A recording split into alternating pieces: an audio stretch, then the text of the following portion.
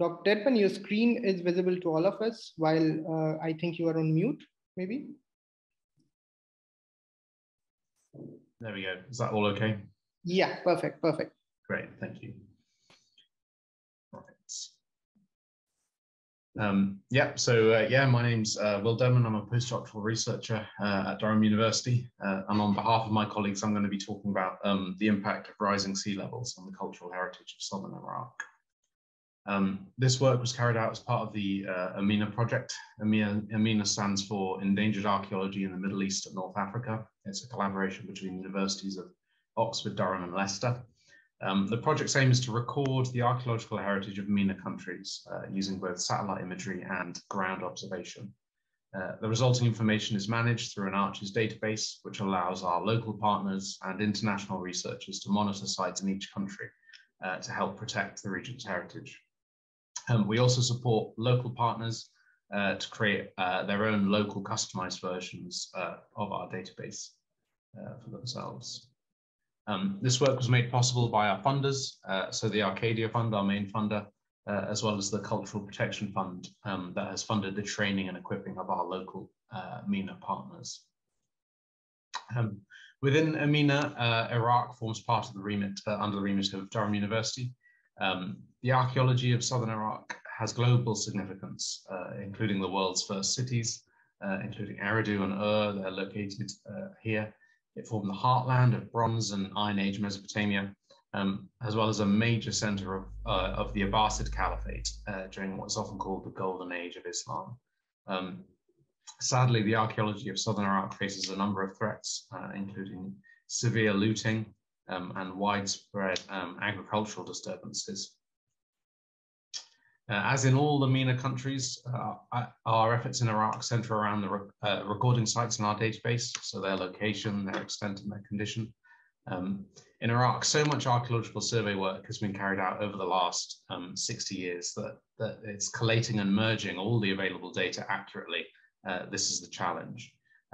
This data includes research such as Adam's seminal surveys, old SBAH publications, and various other digital data sets that have been made available to us. Along with our colleagues in the SBAH, we've been working to locate and merge these records into a single detailed and accurate data set. We're not yet finished this process, but at the moment we've mapped around 18,000 sites right across Iraq. My focus today is sea level change in Iraqi heritage. So sea levels have already risen by about 15 centimeters over the last century, and they're projected to rise at least a further 1 to 1.5 meters by 2100. This has enormous global implications, obviously, for low-lying areas and the populations that inhabit them, but also for heritage. As you can see, southern Iraq's unusual topography, very flat and very close to sea level, exposes it to major risk.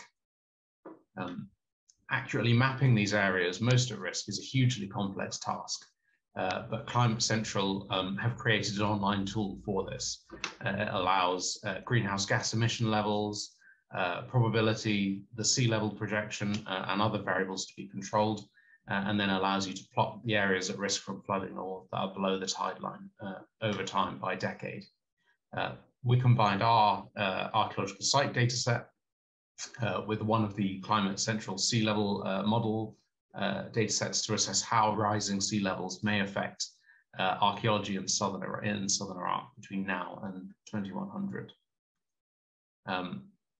The sites here are the black crosses, and then this is the possible flooded area. So by 2050, you can see that this enormous green area comes out as below the tide line.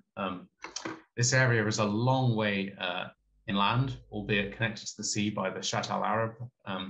So we need better localized models to know what this would actually look like on the ground. But suffice to say, these are high risk areas of flooding.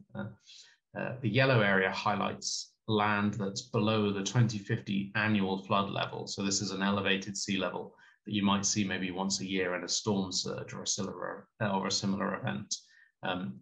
Again, what this would look like on the ground over such a massive area needs more research that we're just beginning but we could describe these areas as sort of medium risk areas. Moving forward to 2100, we can see both the high and medium risk areas grow considerably if I switch between the two. But alarmingly, much of the damage is really already done by 2050. Oh, sorry, I seem to stop my screen share there. Yeah, so much of the damage is already done by 2050. Our archaeological data set is not yet comprehensive, but nevertheless, hundreds of sites, as you can see, lie within these high and medium risk areas. To give you some numbers, around 230 sites lie within the high risk area in 2050, and that grows to 326 by 2100. While this rises to 790 sites if you include the medium risk areas, growing to over 1,200 sites by 2100. The green, I've combined all the data sets together. The green 2050 high risk area includes the four marshes of the Ahwa World Heritage Site, while the ancient city of one of the oldest cities in the world, which is part of it, lies within the 2050 medium risk zone.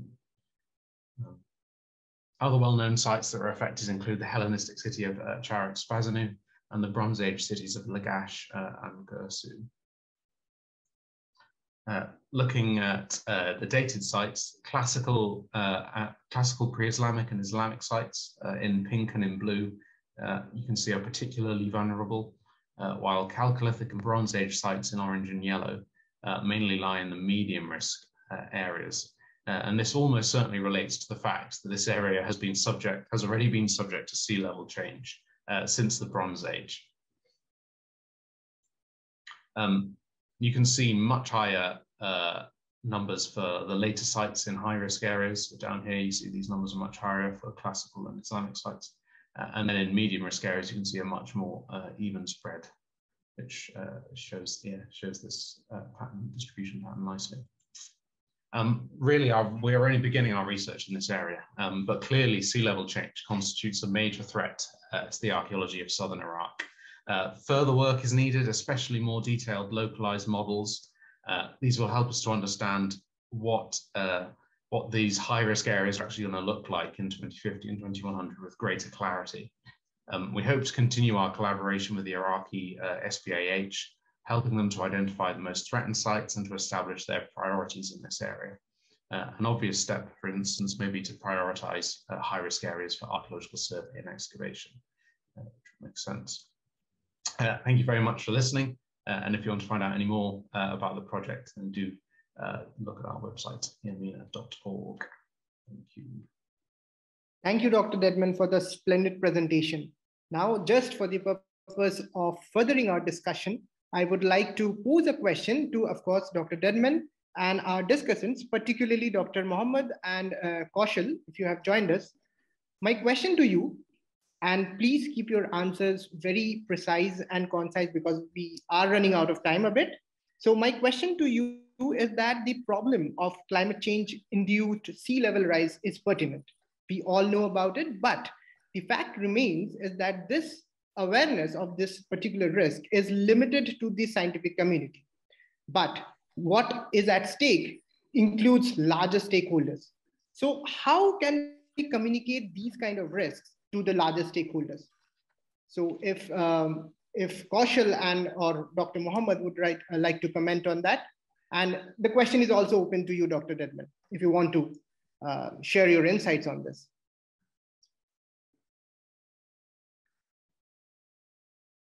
Kaushal, you want to go first? Great. Yes, Dr. Mohammed, please. Thank you for the question. I think everybody knows that there's a strong scientific consensus saying that the sea level rise will rise up to 2050. So let's look at one perspective of stakeholders, where I want to focus only to public because there's a range of stakeholders. Let's look at to public, how we can communicate this to them. So because public understanding on climate change recently has been, well canvassed but the public understanding on the impact of sea level rise is relatively unexplored. And we know that literature show that there's a lack of understanding of sea level rise, where public can able to overestimate it or overestimate the situation and make a wrong assumption and start, saying their thought, sharing their thought throughout various platforms. And some say it was underestimate, then this could create obvious danger, because if there's underestimate to the public, it will result there not taking any adaptation measures to curb the situation. So obviously one way I could think of is public engagement efforts, but it has to be like more focused, like participatory mapping, where public use their local knowledge to be involved in mapping area of impacted by the coastal inundation, and provision on this ongoing and credible sea level information that is accessible to public, a wide range of public and decision maker. That means having public informed in about sea level rise situation and its impact will actually enable them to, be involved in adaptation and mitigation strategies. Yeah, that's my thought. Thank you so much. Kaushal, if you want something to be shared, make it very brief if you want to. Yeah, so like I would like to highlight some of the things that are mentioned by, I'd like to repeat from the Center for Research and Environmental Decisions. So what it says about communicating climate science that can and how it can be fully absorbed by the audience. There are 5 key elements that we have to consider. So we have to communicate with appropriate language, a metaphor and analogy, and we have to combine with the narrative storytelling. And whatever we present, they have to be vivid. We need to use visual aids and imagery and experimental scenarios, and also balance them with like enough scientific evidences and information. And they have to be delivered through trusted messengers in group settings. So yeah, these 5 elements can be the key ways of how we can communicate this information more effectively. Perfect. Thank you so much. Thank you so much. May I kindly request Marta to share her screen, because I have already mentioned to all of you that while we will be having the presentations and the discussions, Marta will be doing an illustration that would support our presentations and discussions for our documentation purpose. So Marta, if you are available with us. Good morning, everyone. Can you see my screen? Yes, absolutely. In the beginning, I mapped out a small introduction of all the projects, explaining the different themes. And this is our dear report. And for the first group's project, this is a small summary of the content. Tell me if you see the screen properly, or if it's zoomed in, it's better for everyone. It's perfectly visible, and it's wonderful. Thank you. Showing a little bit of the history, the importance of the location, handing out the rising sea level, how it's affecting plus or minus, and what are the major threats and solutions to work on later on. Perfect. Dr. Deadman, I think we have been able to do some sort of justice with your work. Yes, looks fantastic. Thank you. This is great. Thank you so much, Mahasan. Thank you so much. Thank you. Let's move our discussions forward, and may I kindly invite Martin again to introduce our next presenter, please. Martin.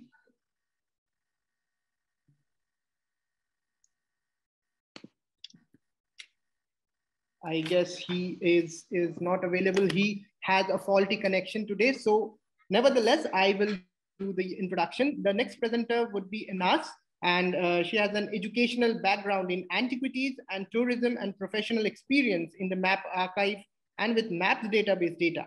Her work includes training employees of the Antiquities Department in using the GPS program. Welcome, and may I kindly offer you the virtual floor to make your presentation. Hello. Hello. I will speak in Arabic. Okay.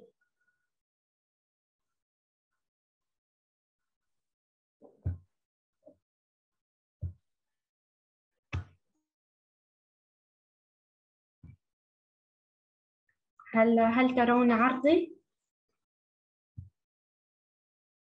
Yes, it's visible. Thank you. Okay. سوف أتحدث عن مدينة لبدة وتغيير المناخ وأثره عليها. في البداية راح نتكلم تسمعوا فيها؟ أوكي.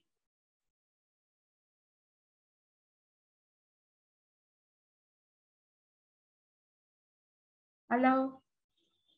You listen me? Okay.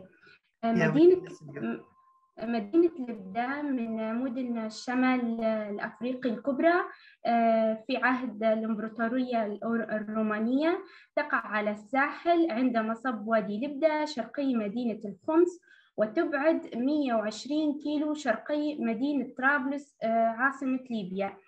المدينة هذه لا شك أن تغيير المناخ أثر عليها.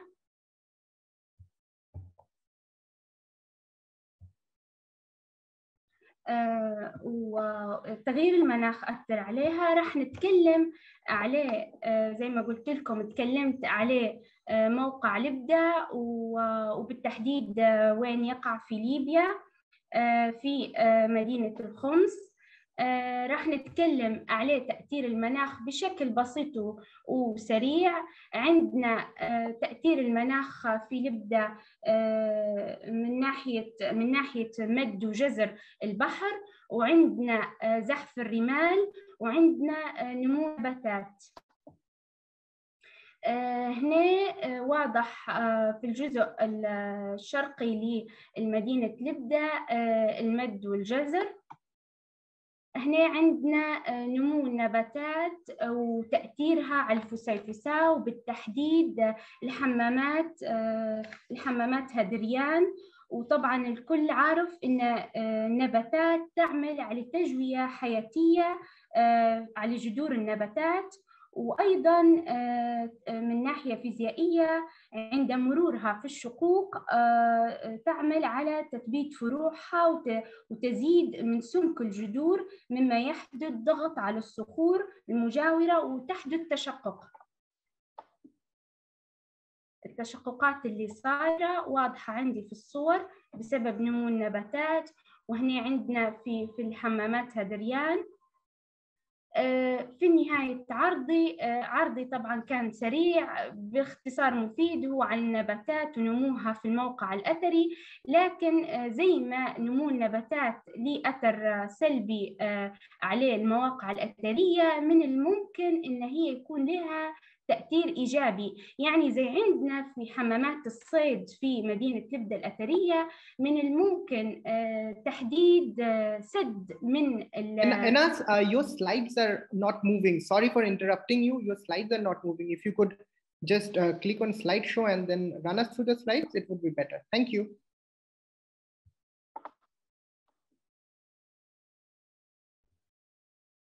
You see this? Yes, yes. Site identification, yes.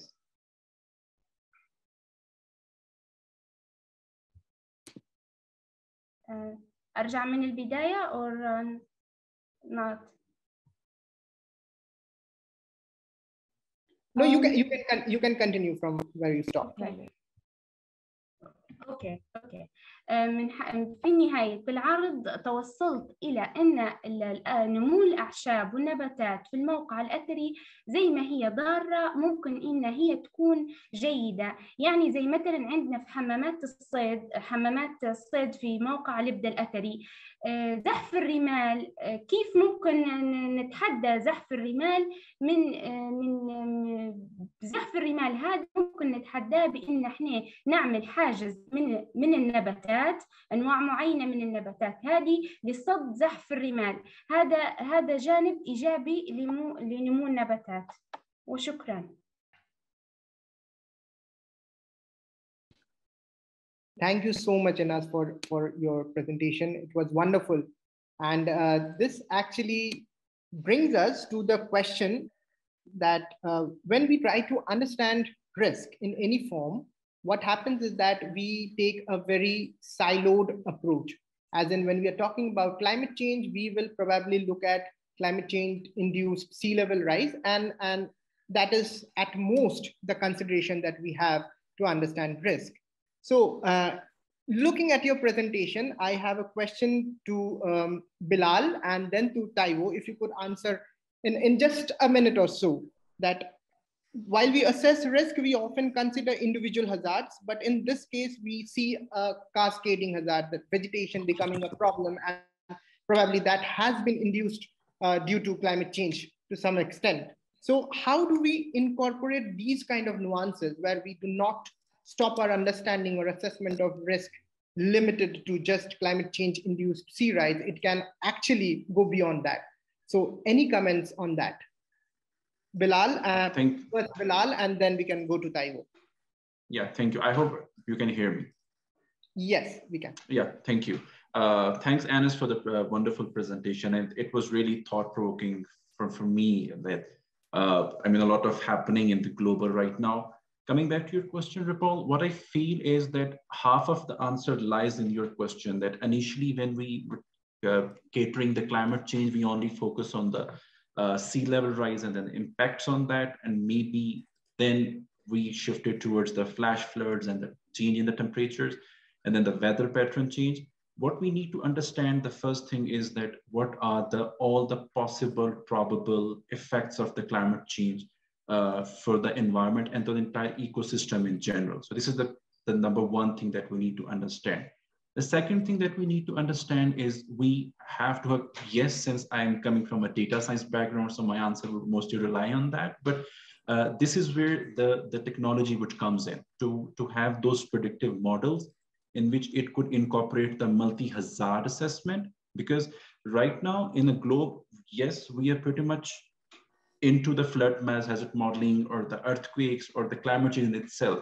But the problem which comes to the two places, number one, where we combine all of these hazards, then what would be the overall impact of it? And the second part of it is that what would be the predictive impact of it? So these are the things, and this is where the technology, the science and the data science or the latest or the novel machine learning algorithms would do account.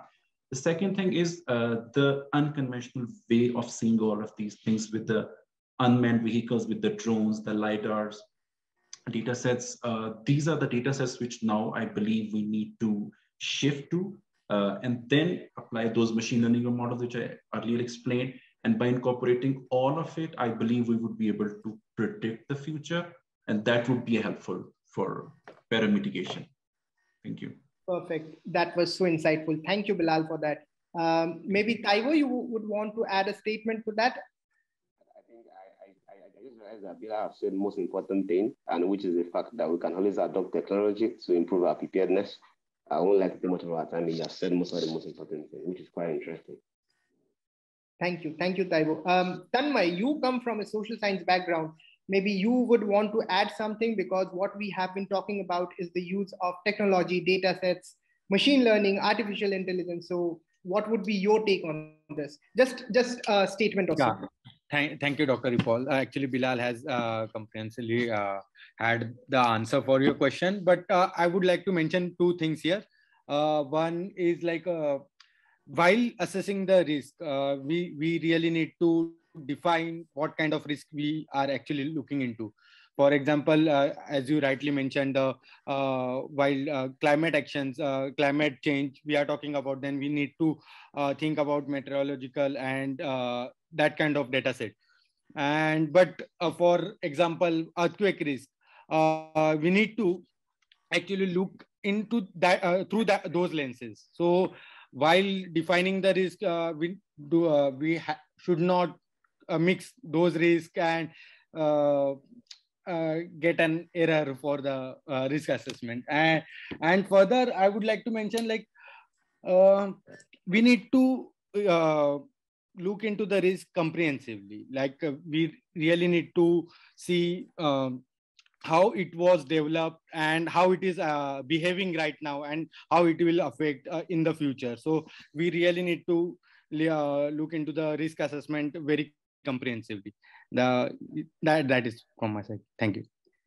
Thank you, Tanmay. I think this basically sums up our understanding of risk, how complex it is, and how transdisciplinary thought processes have to be brought in to just understand how risk can actually realize into the real world. Thank you so much. May I invite Mahasin once again to share her screen and show us the illustrations of the presentation? Yes. This is the illustration of Leptis Magna, if the pronunciation is correct. A little bit of the historic site, the effect and the main event. A little bit of how the damage is hurting the mosaic, the walls, and the dry weeds are affecting the structure. A little bit of the cracks and the dryness and the tides around the sea level area, and how it's affecting the Wadi Knaibis and the port area. Great. You can see my screen? Yes, yes, we do. Enas, we think that this summarizes your presentation to a better extent, I'm guessing? Yes. Wonderful. Wonderful, yes. Great. Thank you, Mahasin. Thank you once again. Thank you. May I invite Martin again to introduce us to our third speaker of the day? Martin? Okay, yeah. I hope I can be heard. Yes, you are audible. Okay, so our next speaker is NikPetek-Sargeant. He will be taking us through weathering and weathering climate change, making climate change tangible through archaeology. So NikPetek-Sargeant is an archaeologist and historical ecologist currently holding a Marie Sklodowska-Curie Actions Fellowship at the University of Cambridge. He has undertaken archaeological and anthropological fieldwork in Kenya, Tanzania, Comoros, and Madagascar, and worked on commercial projects in the UK, Slovenia, and Germany. Welcome, Nick. Thank you very much. So, Rapal, can you confirm that you can see the slides? Yes. And yes, perfect. It's perfectly visible. And are they moving? Yes, they are moving. Yeah. Okay, good. So thank you for the invitation, and also thanks to Kaushal, who's mentioned points of how to communicate climate change, or that you have to have somebody from the community who's kind of a valid, a person of authority, person who people will listen to. And kind of my talk draws on some of those points that have been made. So a problem we have when we talk about climate change to the general public is that it's a wicked problem. That is, for most people around the world, it's geographically and temporally quite distant. So it's happening far away, or it's happening sometime in the future, 30, 40 years ago in the future. It's too big, it happens too slow, it's too complicated, and that we don't really experience climate change so much. And when we talk about climate change in media and science, it's usually communicated through graphs, which to most people are alien and rarely address anything we care about. So here, like on the left side, you have a graph of climate change in Baringo or Lake Bogoria in Kenya.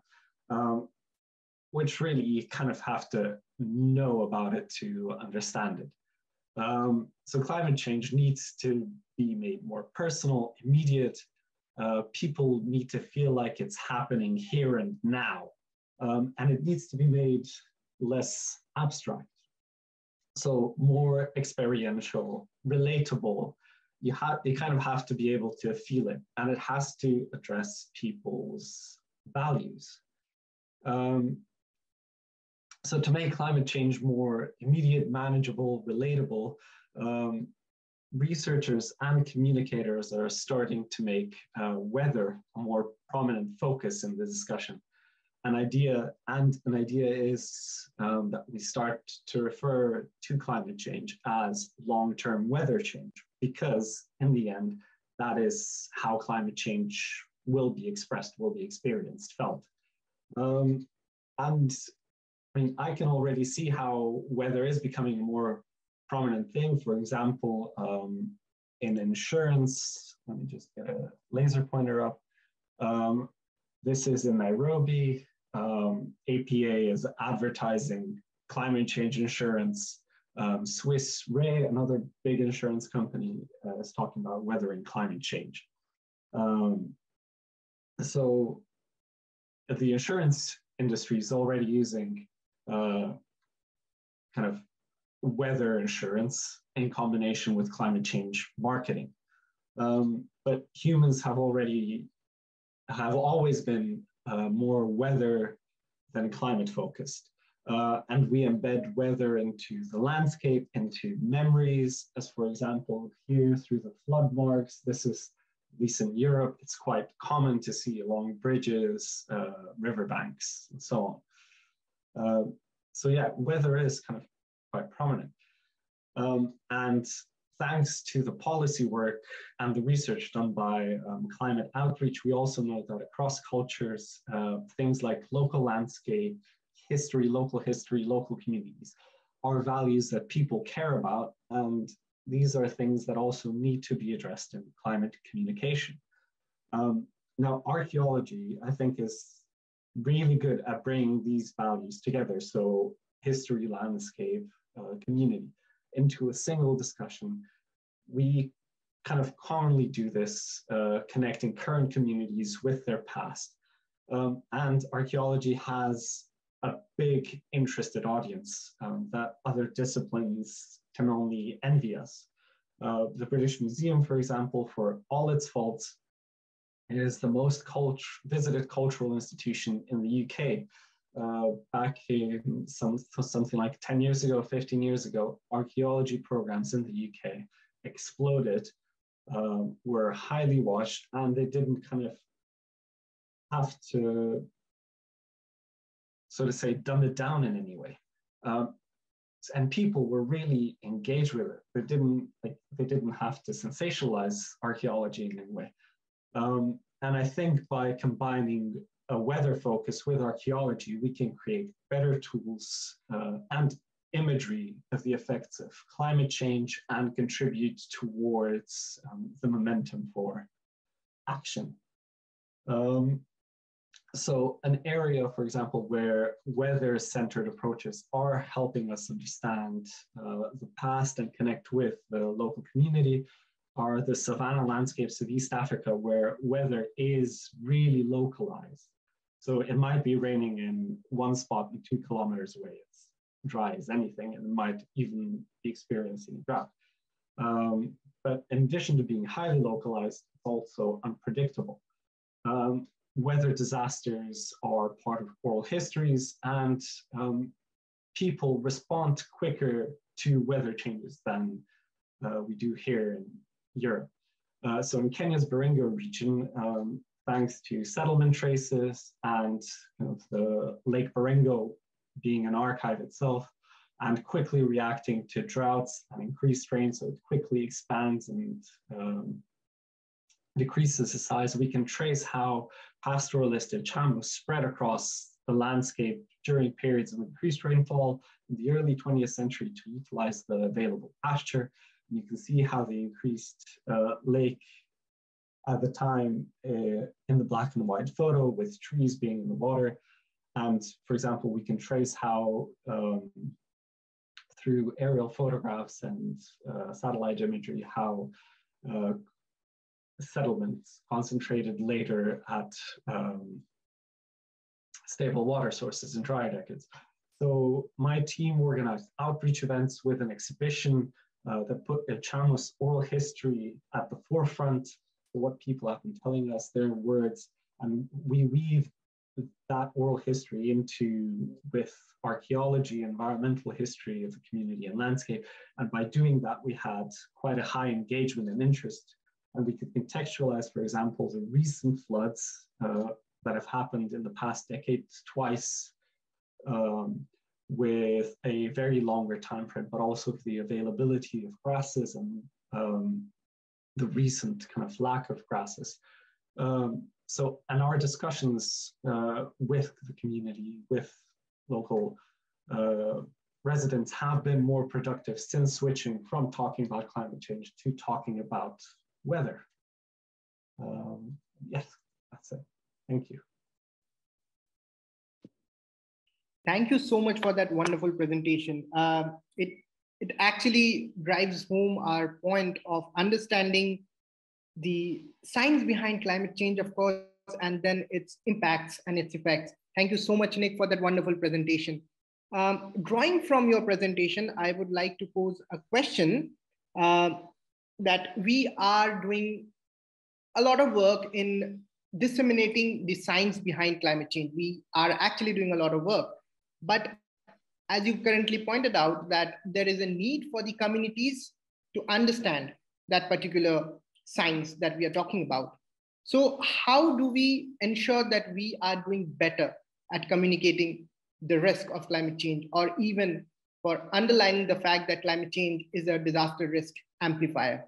So this question is to Nick, if you want to share your thoughts on this, and it's also open to any of the discussants if they would want to answer the question. And keep it very brief and precise, if that's okay with all of you. Could you just repeat the first part of the question? How do we do better? Yes, yes. So I was talking about our efforts and our attempts to better communicate the science behind climate change. We are doing a lot of work, but then there is an evident gap because the communities which are at stake, they probably do not have a good understanding of what the science behind is. So are there any strategies that we can discuss to make our communications more effective, more impactful, and more understandable for the communities? So that was my question. Yes. So I would start with maybe kind of paradoxically, don't put the science first, don't put the data first. So that can come later when people have more questions. I would say put their values first. So what they care about. Is it providing, for example, you might have a herd of cattle that you want to provide for. Obviously, it's your wealth.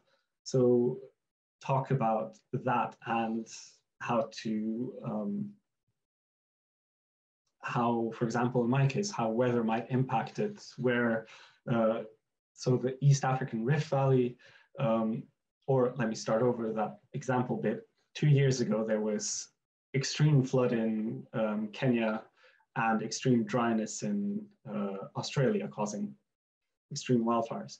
And it's a climatic event to do with the Indian Ocean.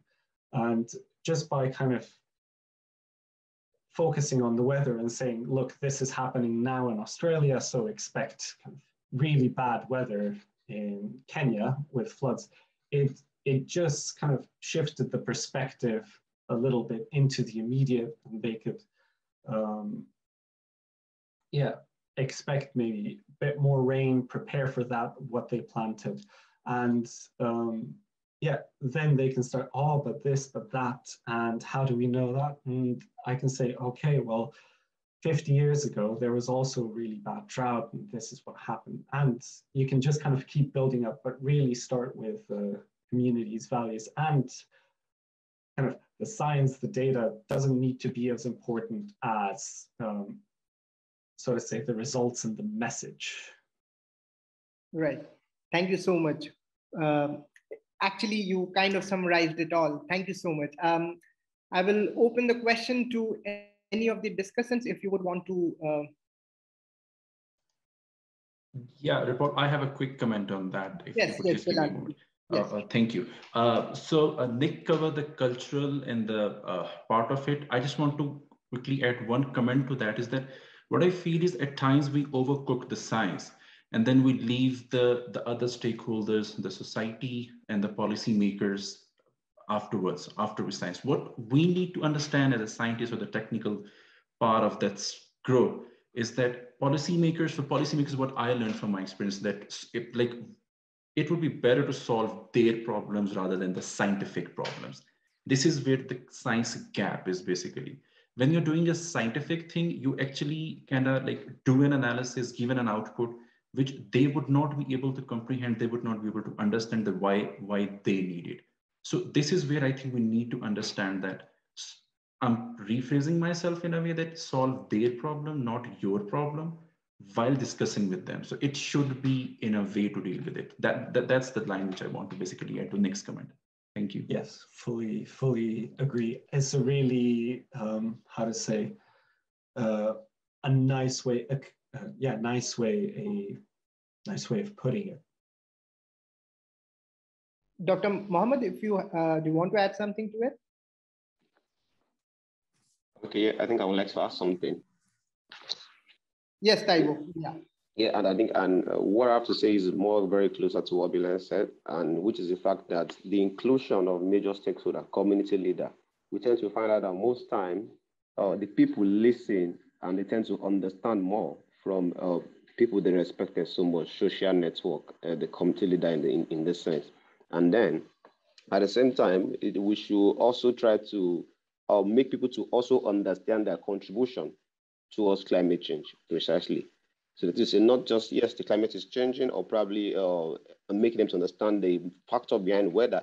They should also know that this is what you are doing. This is what you can do to save the future world. I think it's also very, very crucial.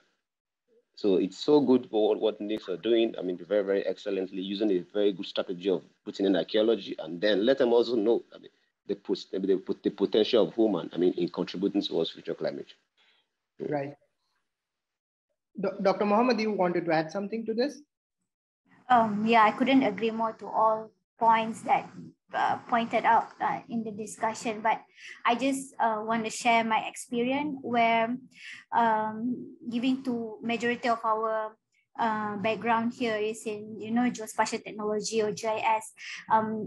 In my experience, one of the state in Malaysia that always experience floods. So how do we, try to communicate the risk or make inform to the public what are they exposing to, is where we also integrate the technology, or I mean the component of crowdsourcing in for the public to be able, to update the system wherever or whenever they saw there's a flood occur in their area. So in that way, they will be able to understand what they are exposed to, or what are the risk is. At the same time, we could, build the capacity of the public, including, taking them into make informed decision toward this situation. Thank you so much, Dr. Mohammed. So basically what we are actually coming down to is the idea of bringing the science, maybe curtailing it to the extent that needs to be communicated, and putting it forward to the community so that they understand what risks they are involved in, and so that they can take some risk-informed decisions. Perfect. This is going so well. Our discussions are so enriching in a way. Mahasan, if I can again invite you so that you can share your illustrations. Yes.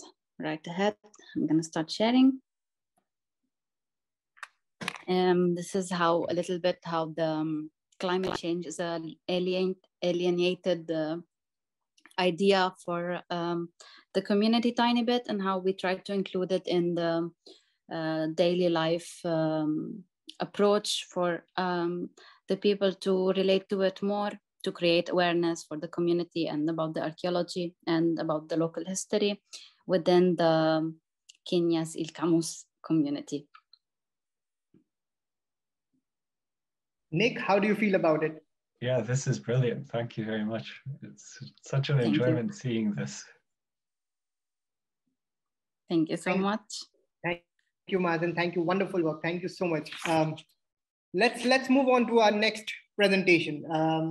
Martin, if you are there, would you please kindly introduce us to Dr. Zeineb Youssef, because Umar Mohammed has not joined us. So if you can move to our fifth presentation from Dr. Zeineb Youssef. Okay. Great. Okay, Over thank to you.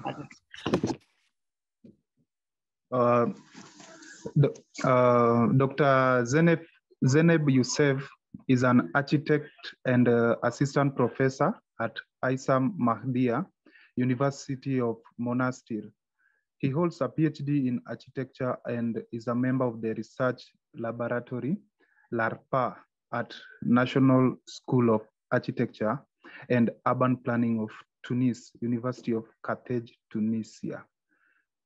So he will be taking us through ecology in Heritagisation for responsible and sustainable preservation of the Medina of Sousse.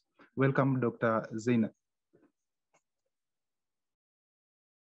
I don't know if you are seeing my screen actually.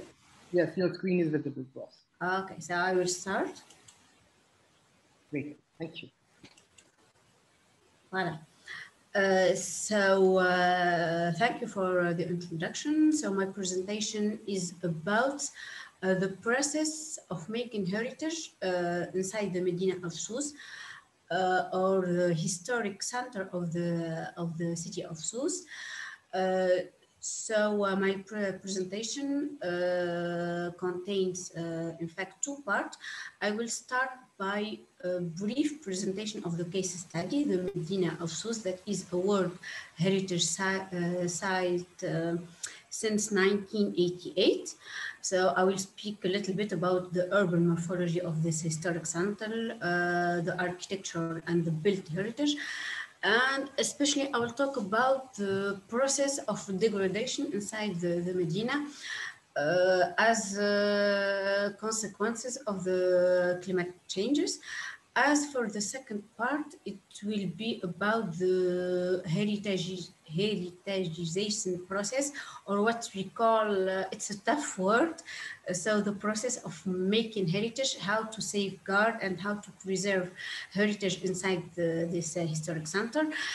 In fact, I will speak about my proposition of a new approach that I am working on as a part of a postdoctoral research that I started in 2020. So I will speak about some procedure intervention and then about this new approach. So as I already said, my research explores this ongoing process of preservation of the Medina of Sousse and how, in fact, this historic center is now in a critical situation that is pushing institutions to launch this new strategy, including, at first place, ecological approach in order to achieve or to have a sustainable and responsible preservation. So what are these proposed solutions worth being explored during the process of preservation, and what type of metrics can we implement or propose in order to assess the undertaken strategies? So the Medina of Sousse, as I said, it's a World Heritage Site. It covers approximately 32 hectares. It has 8 entrance gates with high ramparts, a perimeter of 200 high earthen ramparts that are surrounding the fourth corner of the Medina. So this is the urban morphology of the Medina. As we can notice, it's a compact and organic urban fabric. The alleys inside the Medina are really tight. There is a specific special organization inside the Medina. It's well organized. It has almost all kinds of equipment. The dwellings inside the Medina are austere. They are introverted, with one or even two courtyards inside. This is an aerial view of the Medina. We can see how the fabric is really compact, and the general topographic, it's a cross section of the Medina, where we can see that the Medina is on top, and then we found the colonial side, and then the sea. As for the heritage, in fact, the Medina of Sousse, it contains more than 80 monuments. Principally, mainly we found the Great Mosque, we found the fortress that we call the Ribat of Sousse, we found the Kasbah that is a fortress. Also, we found this Qubba, as we said, it's a museum, the ancient courthouse, and Dar Gate that was the governor's residence. Unfortunately, despite the fact that the Medina is a World Heritage Site, it is really suffering from an advanced process of degradation that touched almost many neighborhoods inside the Medina. As you can see in the picture, there are many cracks in the exterior walls. Coating, exterior and interior coating, and really disappearing. All the architectural elements and really unfortunately disappearing, and the involved institutions are really unable to ensure permanent renovation and restoration of the Medina. Plus, the traditional architecture couldn't resist, couldn't be able to struggle against the impact of climate change, and that's what is making the technical degradation advances and really harmful impact on the authentic properties of the traditional architecture. I will pass to the second part. In order to struggle against the impact of climate change, I am working with the municipality of the city on a new approach that is under development, that include sustainability and the 3 axes of sustainability, as well as the going back to ecology with going back to ancestral solution. In fact, the Medina remarkable urban renovation in 2014.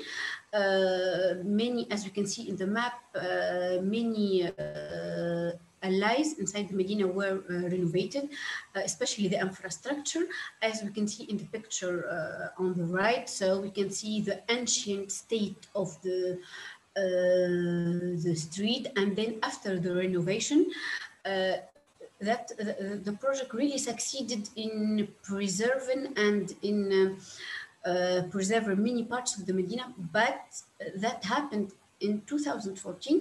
But when we go back, actually, we see that the degradation is unfortunately back, as we can see in the picture. These are the pictures that I took recently inside the Medina. We see that there are lots of fissuration, the doors are losing their authentic properties, humidity is altering really the infrastructure, the structural parts, roofs, and walls of the historic, whether the historic monument or the dwelling. This is the state of built heritage in 2024. So although the efforts and the undertaking project, degradation is really quickly in return. We are proposing a new approach. We are proposing to work on sustainability with working on the three main axes of sustainability as for social impact, economic impact, and environmental impact. So we will work for example, this approach will certainly demand the citizen participation. We work with the local community and to help them and to orient them toward better preservation of their dwelling inside the Medina. As for the ecology, we are working on many levels. For example, smart energy, the pertinent choice of materials. So we are really avoiding to use concrete, to use cement, but because that's what is really altering the traditional construction, and especially because they are not compatible with the old materials. For example, we found in the forest, we found some residents, they did renovation with their own means using cement, and unfortunately the result was so catastrophic. So we are also working with the student on recycling object, recycling many materials to use during the renovation and restoration work. So this is, in fact, this approach is really under development, and we are the main idea is to how to benefit from the sustainable approach and the ecological approach to reach really sustainable preservation of the Medina and transmission to future generation. So this will certainly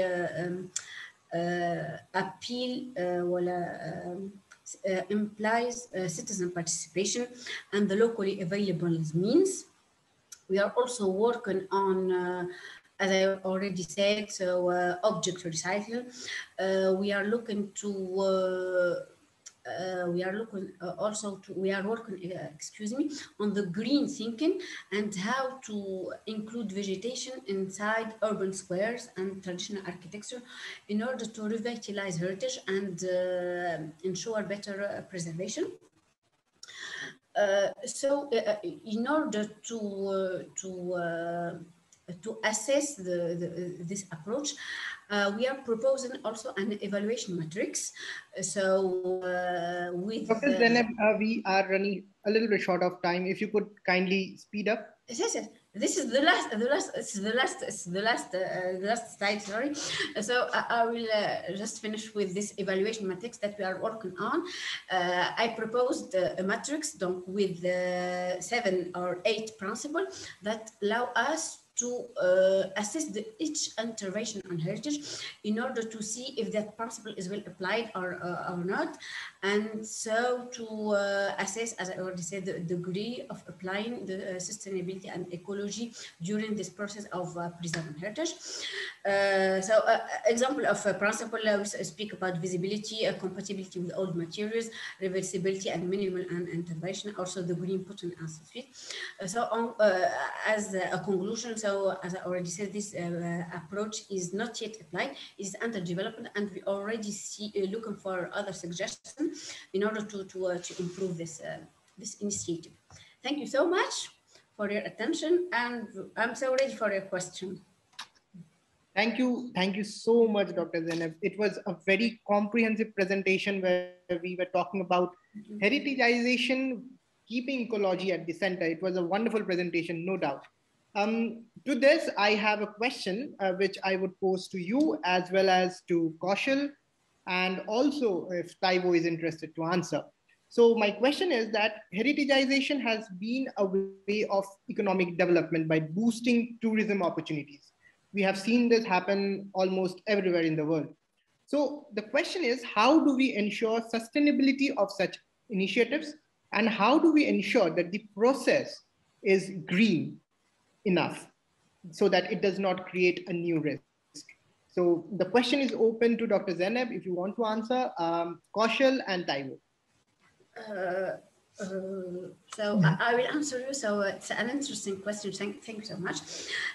In fact, among one of the axes of sustainability is how to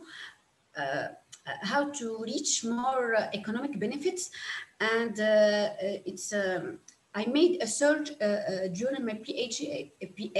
So during the survey that I conducted in field, I tried to make a nexus between how much preservation of heritage can generate economic impacts. And that is really certain, because as long as heritage is preserved, it is as if I may say, it is revitalized. Tourists will come back again, and this will generate many interesting and many benefits, economic benefits, and it will generate, in fact, jobs opportunity, the development of many other sectors like transport, like crafts, and it's always benefit. But Tunisia, it's like a development country, and we cannot deny that financial, technical needs are not always available. That's why we are counting on the local community to help us with their proper, and especially with the raising awareness of respecting heritage. I hope I answered your question. Perfect. Thank you so much for your insight. Can I just invite Mahasen to share her illustration while we go to Kaushal and Taiwo? Kaushal, yes. Over to you. Yeah, thank you, Zeineb. That was a very interesting presentation, and I really liked that you stressed on like communicating with local people. That is really important. And I would like to highlight one more aspect, especially when it is related to economic development. It's the local government has to be really responsible for that, especially from the policy side. There are some examples in Nepal. I come from there, and once the local government takes the initiative, it's their heritage.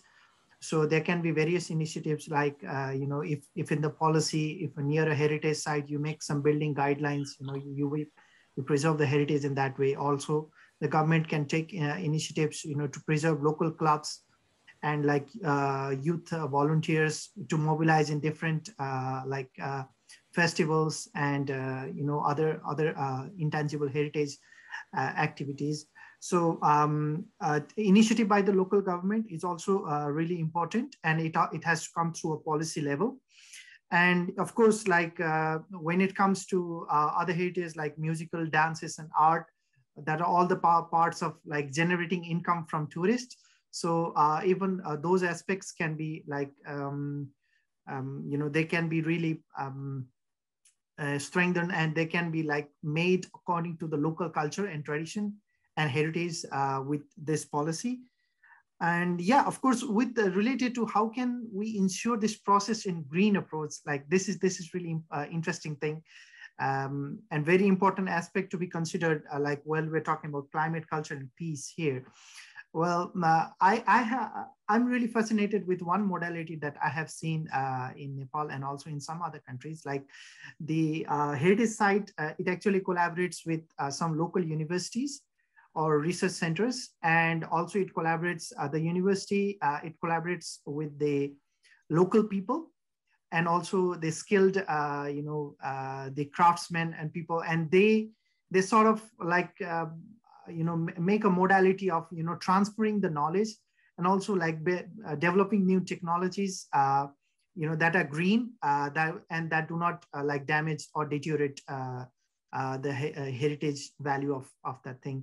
So this kind of like interagency and interlevel collaboration is also really important in this case. And yeah, it was a really nice talk, and I really enjoyed your talk. Yeah, thank you. Over to you. Thank you so much. Thank you. Taiwo, over to you if you want to add something. Yeah, I think I don't have any more in addition to what Kasha said. Just one last thing, as I will not be long. So as for the government, The problem is always turns about the source of funding, where to get funding, though. That's why we are counting on local resources as going green. So we are proposing for the urban squares. So we are proposing to go green only on the sites. Always it starts. It's the beginning of an approach. Absolutely, absolutely. If you want, I'm ready to share. Perfect, Martin, please, yes. You can see my screen? Yes, yes, yes. Great. So maybe this illustration is a part of the Heritagisation. Sorry about the word. Maybe it is a part of the process as well. Thank you. It's very expressive. Thank you.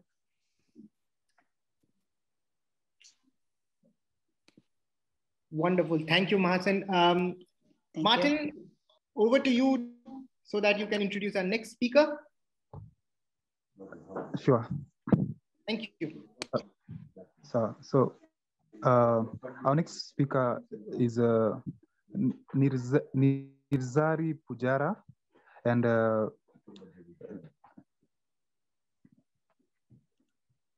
the speaker will be talking about taking cities back to sustainability in order to develop ahead.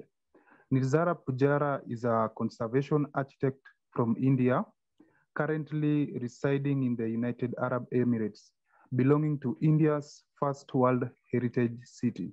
She has worked on various scales and typologies of cultural heritage projects, including UNESCO and World Monuments Fund. She holds expert skills in the area of built heritage and urban conservation, cultural landscapes, conservation management plans, impact assessment, and analytical research. She is an active member of ICOMOS and one of the finalists of UNESCO's Young Professionals Program 2021. Welcome, Nirzary. Thank you for the introduction, Martin. Hello, everyone, and very warm greetings. I am Nirzary Pujara, a conservation architect from India, currently joining in from the United Arab Emirates. I hope my screen is visible. Yes, yes, it is.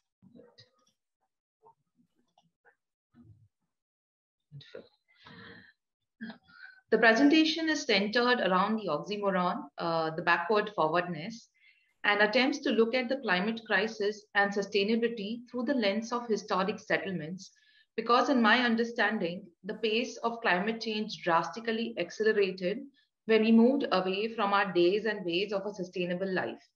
Thus, the case example shall focus on sustainability and the role of cultural heritage in the emergency. The global climate crisis.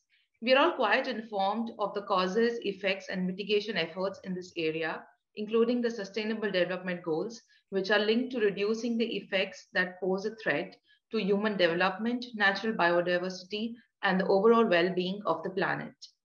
The idea and concept of sustainability is well disseminated, including the UN 2030 Agenda, the 17 Global Goals, and the fact that sustainability is measurable via various identified parameters under 3 key dimensions of environmental, economic, and social.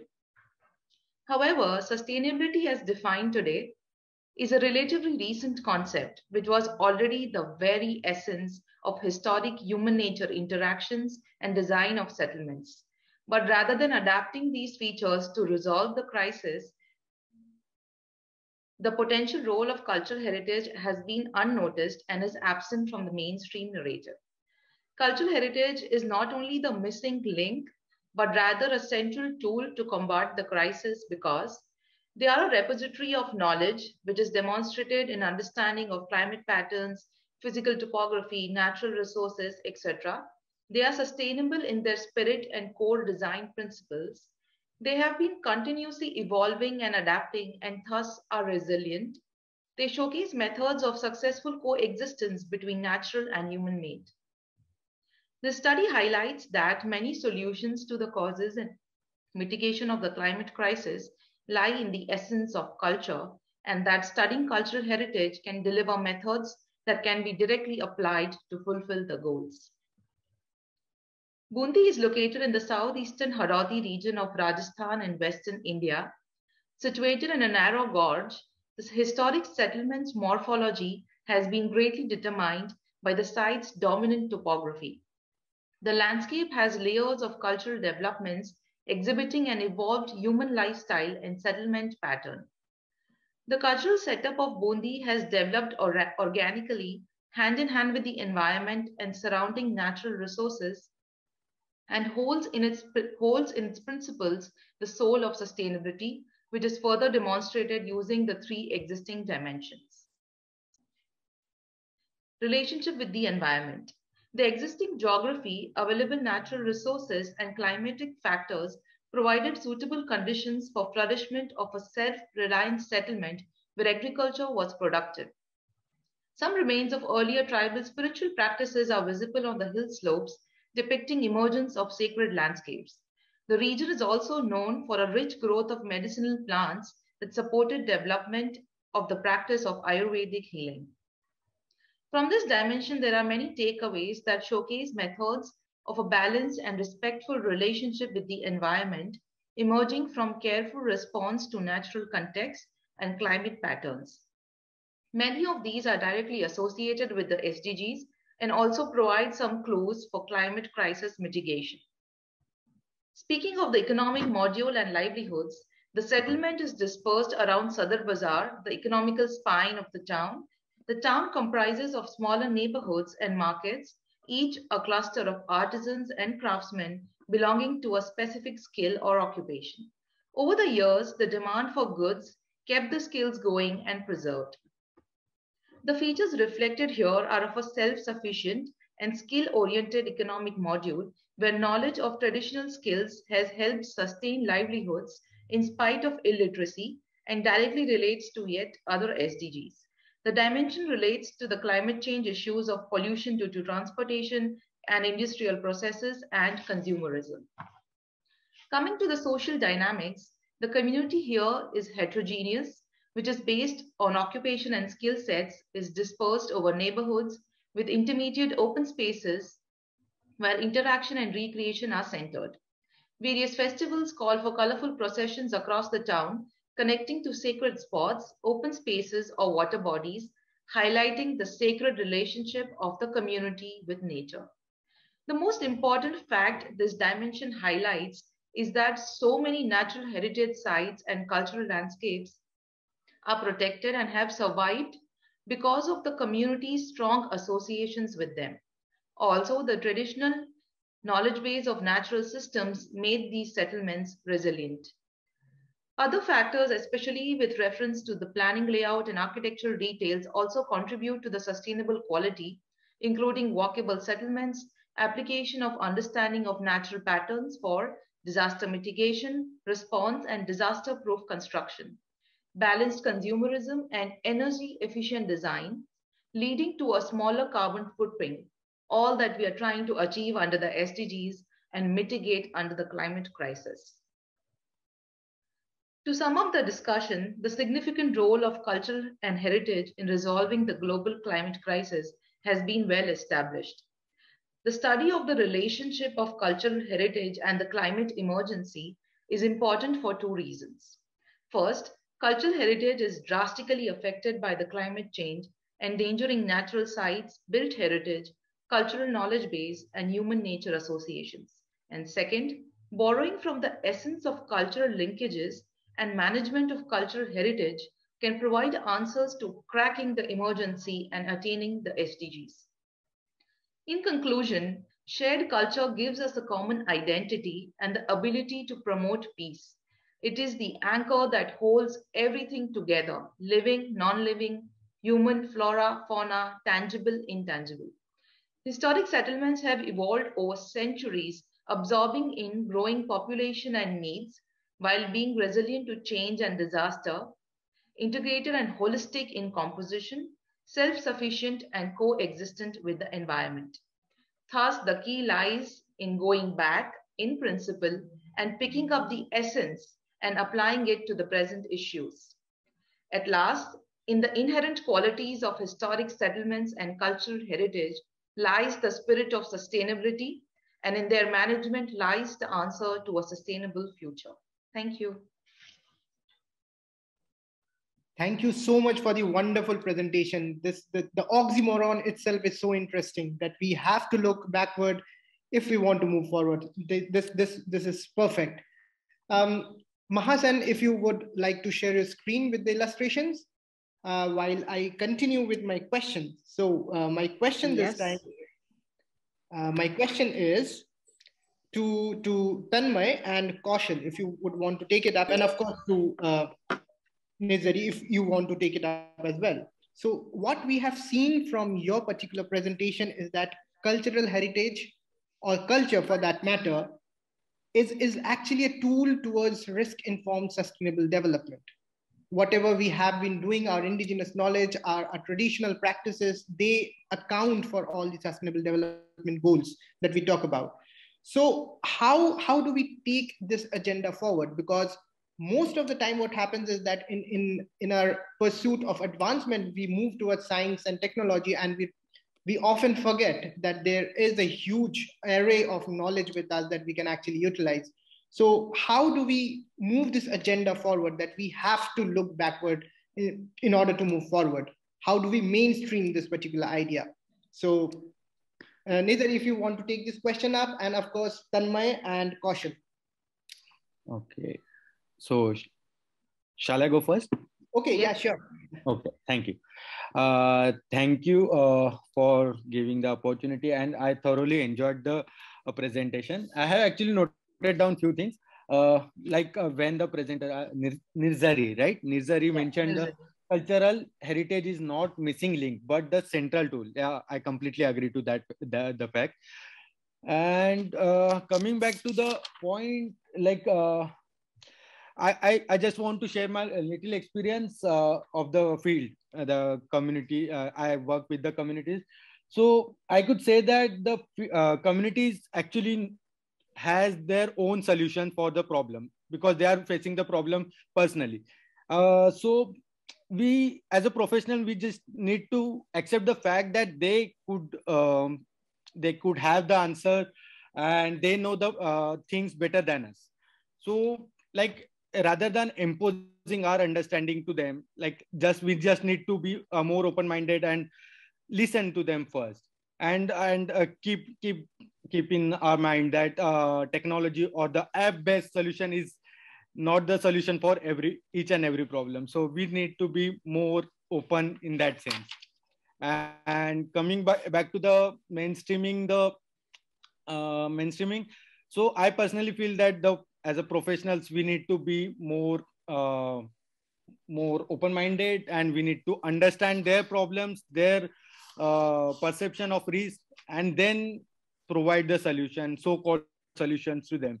Yeah, those things are from my side. Kaushal, over to you. You're on mute. You are on mute. Well, yeah, thank you, Nirzary. That was a very nice presentation. I really loved also the nice graphics and the way you portrayed that site.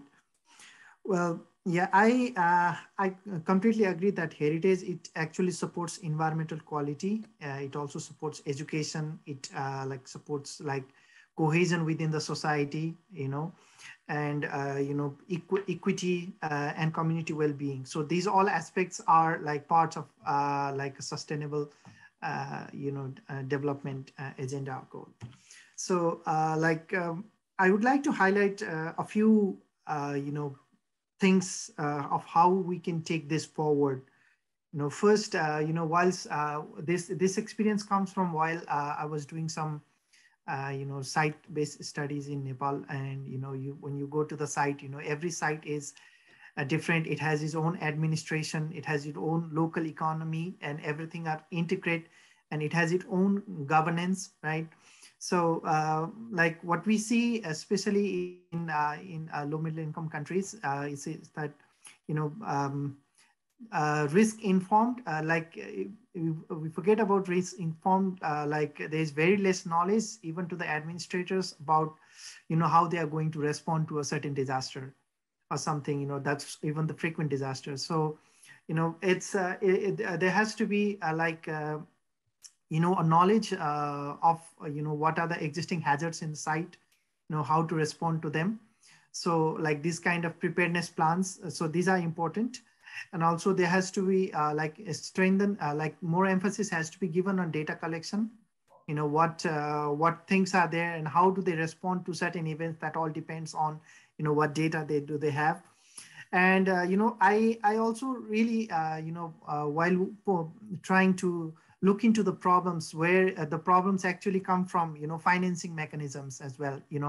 Their intents, the policy is, just targeted to conservation, just to keep the things in the existing place. But it does not realize, what will be the foreseeing, what forthcoming risk or hazards into the site. So there has to be needs a new, we need to encourage a new financing mechanism for this kind of risk-informed decision-making. So it has to be a step ahead from the existing, keeping things in place as they are.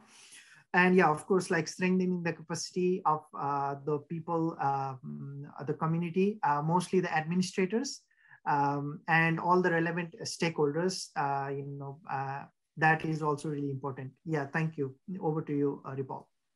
Thank you so much, Kaushal, for your insights. Nirzary, would you want to add something to the discussion? Yes, I completely agree with Tanmay and Kaushal. They were very valid points. So just to sum up, all I want to say is, at times, cultural heritage and historic settlements are, seen there. It's an old person sitting in the corner, and I'm modern, I think that's outdated. And I reinvented the wheel of sustainability thinking science was the way to do it. But actually, if somebody could have just gone and asked that person, what do you think it is? All the answers lie there. So according to me, cultural heritage is the answer, and marrying that with science and using technology as the tool. So that is the answer. It's very simple, and yeah, period. Thank you. Wonderful statement, wonderful statement. Cultural heritage and science, bring it together with perfect. This makes complete sense. Mahasan, over to you if you want to explain your illustrations. I was actually enjoying pretty much the content of it, because I, as well, in my field of work, we discussed how the old ways are actually, if we just take a look at them, they work as, and sometimes better than the new technologies and the new ways. So this justifies pretty much the illustration. I think the illustration is wonderful, and thank you for this. You are very talented, and we have really enjoyed this, Mahasan. Thank you so much. Oops, sorry. Thank you so much, Mahasan. Martin, can we move on to our next presenter, please? Okay, thank you. Our next presenter is Dr. Hellen Almoustafa, and she'll be presenting on Middle Eastern traditional cultural practices as a tool for resilience. Dr. Hellen Almoustafa is a cultural heritage expert and archaeologist of Syrian nationality based in Turkey, with a PhD in ancient Near Eastern archaeology under the topic Urbanization in Upper Mesopotamia during Bronze Age. Welcome, Dr. Hellen. Thank you. Can you hear me? Yes. I will be sharing my screen. Okay, first of all, I just want to say that beginning. I want to start that the first what happened in the beginning of this session. I know it's out of control, but we will be expecting more restriction from the organizers in the future events. Moving to the presentation. So May I just as the organizer, may I just address the youth forum? First of all, I deeply apologize for this, what happened, but I want to explain why this happened. Because initially we had, only giving access to the registered participants, but then we thought that it would be important to have this forum widely advertised on through our networks and on the social media. And one mistake we did was that we posted the link on social media, which we should not have done. So for that, we will now, because, one of the big restrictions we are facing now in these times is not to make these meetings collaborative meetings. Because if we make everything collaborative, then we run the risk of outsiders joining in unauthenticated, despite our security measures. We had a waiting room in place, we had the authentication in place, but despite that, we had this security breach. So this was a very unfortunate incident, but I would like to address this head on, that then this would limit our interaction also. In the letter and spirit of the Youth Forum, it was meant to be a very open and collaborative session. So it's not intentionally done. And now we have limited the interaction. And as you can see, we are only a few people within the Zoom room, and everybody else is watching us from the live stream, or later on the recordings will be made available. So I wanted to let you know. Thank you so much for the explanation, but this is what I meant. All of us, we learn from the mistakes or from the flows we do. So thank you so much for your understanding. So I will be moving on. As we know, the armed conflict in Syria for the last decade have displaced millions of people internally and across borders. Destruction has affected both tangible and intangible cultural heritage. The presentation will try to highlight some questions as: when communities are displaced, how can their culture be conserved? How can their traditional knowledge be retained? How can heritage serve as a resilience tool for individuals and communities that are facing displacement? And that will be through addressing through examples from the cultural practices of the Syrian community, mostly covering the north and northeast areas of the country. In addition, presenting individual cases and collective initiatives as examples of the conditions ensuring cultural heritage viability in the displacement and conflict. The first case is the rural domestic architecture. One of the examples is the dome houses, and they have been common during the 19th and 20th centuries. They are type of vernacular built heritage that is common to many areas of northern Syria, constructed from readily available sustainable materials like sun-dried bricks of local mud. They are example of energy-friendly houses that are low maintenance. Unfortunately, dome houses fall apart as victims of the conflict, which is threatening to destroy these specific architectural traditions. Such traditional construction can be evaluated as energy efficient design since they utilize local materials and embrace passive acclimatization solutions. Thus, some architects under a project funded by the British Council decided to build a prototype dome house site in Bekaa Valley in Lebanon, aiming to preserve and document knowledge about this type of housing and demonstrating that the architecture of dome houses can be adapted to contemporary needs and offer solutions to displaced families. The project involves Syrian and Lebanese masons, men and women, local workers who get trained on the reuse and revival of traditional building techniques. But Syrian refugees camps in Lebanon were the most important source of information to gather hands-on workers from individuals familiar with this specific type of traditional construction. Such construction material could be the only resources for the providing houses or housing in the case of returning in the future. Also, they may be appreciated as an appropriate solution to the inevitable housing crisis. Heritage Conservation Project of Raqqa is another inspiring project. The project is working on preservation and interpretation of the heritage of the city by providing tools to face the current post-conflict situation after the liberation from the Islamic State. The project includes a holistic and interdisciplinary approach in which cultural heritage being developed harmoniously with social, economic, and technical structure. The house illustrated in the bottom of the screen has a very interesting story, actually reflecting the current situation. Located in rural area of Aleppo, dates back to the early 20th century, when Armenian immigrants came to the village and being hosted by local villagers, and later as a gratitude return for the villagers, for the hosting villagers, the immigrants built this house according to a plan known in the east of Euphrates rather than west shore of the river. An architectural type characterized the region during the 19th century, but inherited many features from the third millennium domestic houses. With specific dimensions, ensuring a cool interior in summer and warm in winter. This system was both economically and socially viable, economically as it was both cost and time efficient, and socially as it established the basis of the loyalty system, forming strong bonds between the members of the community. Moving to the second practice, wheat has a sacred symbol as it refers to the food security and economic stability and social norms. Syrian people are considered among the first who grow wheat as we return to the historic documents and archaeological expeditions all over the country, where thousands of valued artifacts talked about the beginning of a human settlement and the occurrence of agriculture. In simple comparison between the past and the present, especially during the current conflict, which is posing a threat onto the nation's food security, according to the FAO reports, in 2011, Syria produced nearly 4 million tons of wheat and it being exported to the neighboring countries.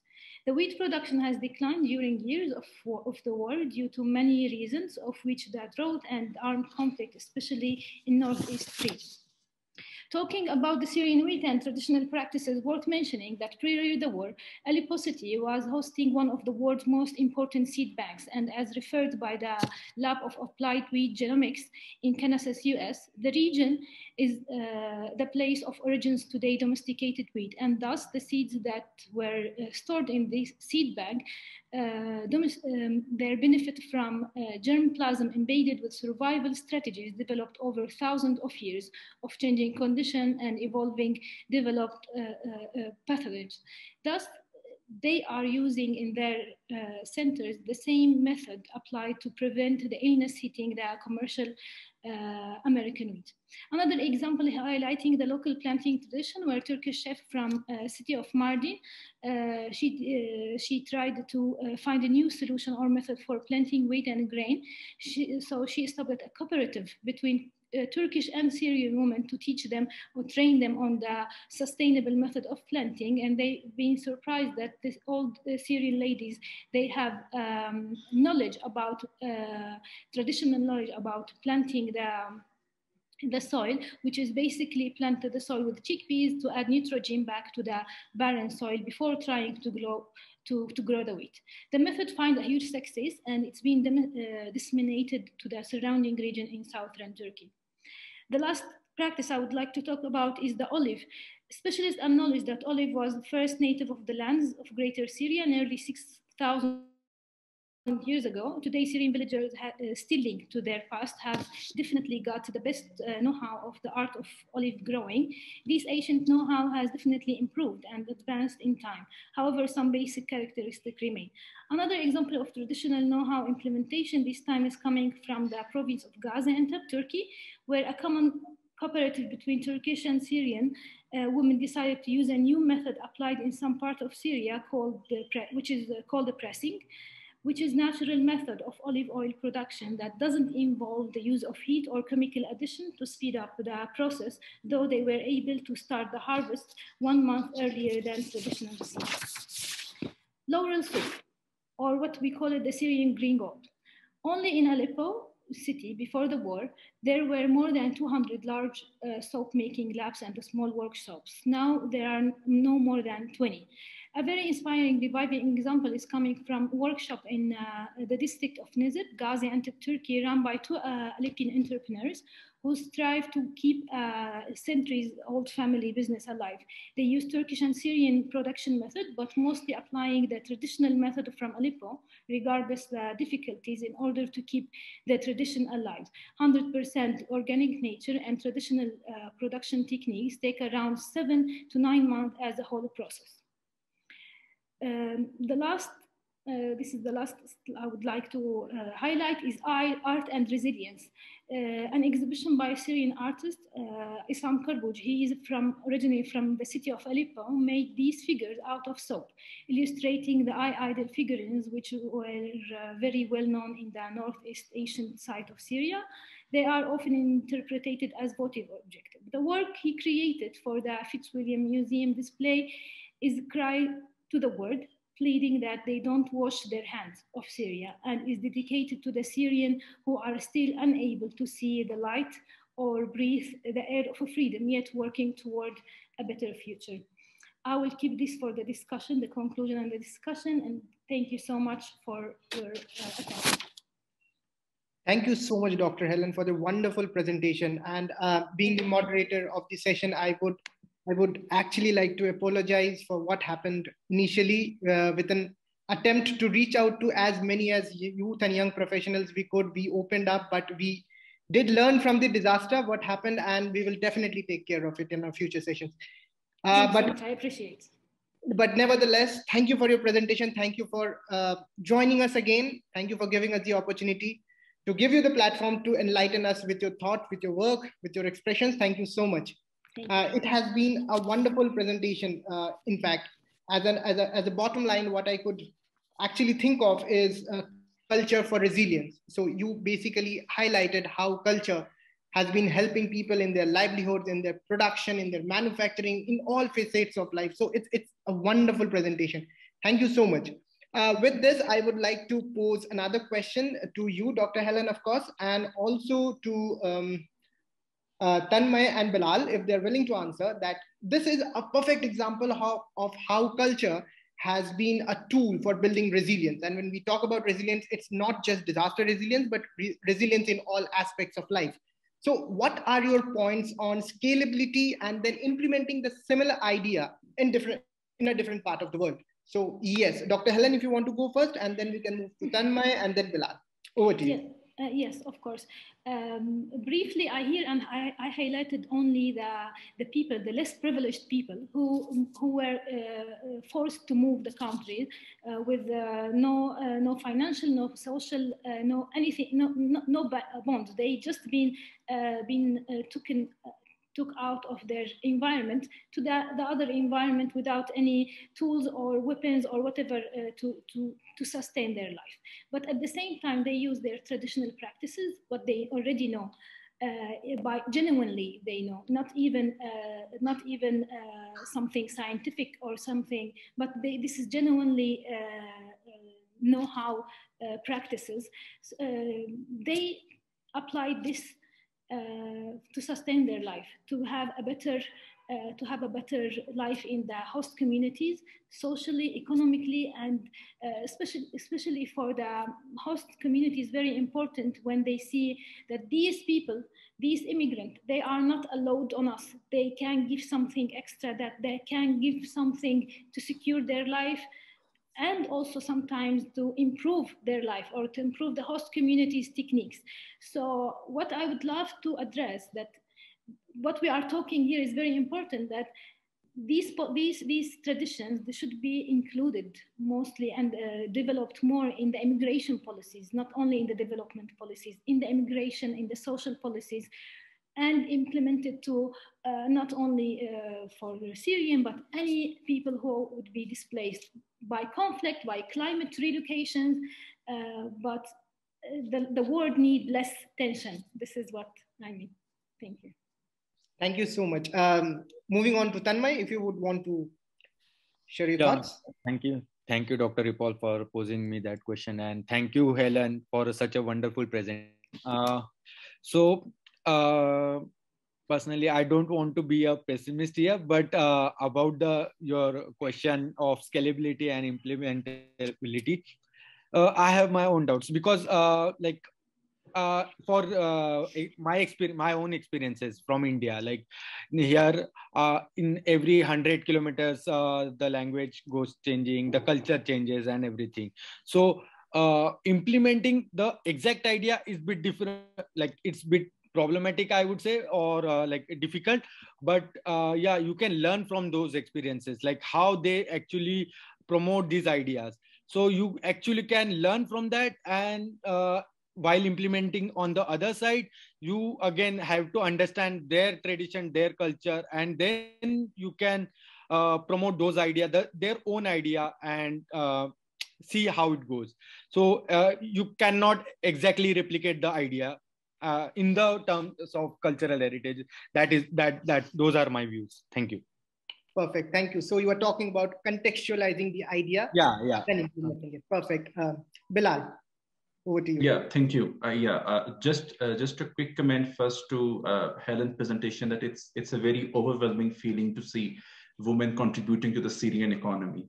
That was a really plus point, and I felt so happy and to see that. Secondly, coming back to the question, what I always feel is that there is a term in the geoscience field, they call it present is key to the past, which is, I believe, that would apply to everywhere in the science, and especially to the disaster management and the building heritage and the topics which we are covering today, that we need to understand that what we learned from the past events, and then we can apply to current scenarios. That's the number one thing. The number two thing is, this culture thing is a very interesting thing to debate and to talk and to kind of study, because each culture, each region has its own norms. And then when we apply the science on it, science at times would not going to be influenced by the culture. But when it comes to the implementation, the culture would have its own say. And this is where the science fails, actually, especially from where most part of the participants, belongs from the, regions of the world. So what I feel is that at times, if while doing the science, while studying the science, it's very important to understand the culture first and prioritize the culture first. Only then we would implement the science. Otherwise, it would be very difficult for us to carry forward all of the findings that we have. That's the thing which I want to say. Thank you. Perfect, Bilal. Thank you so much. This is actually wonderful to understand that the researchers now, the professionals that we are duly taking consideration of the cultural context and then thinking about science, or then thinking about implementing policies and strategies. So this is wonderful. Mahasen, can you share your screen and show us your illustrations? Yes.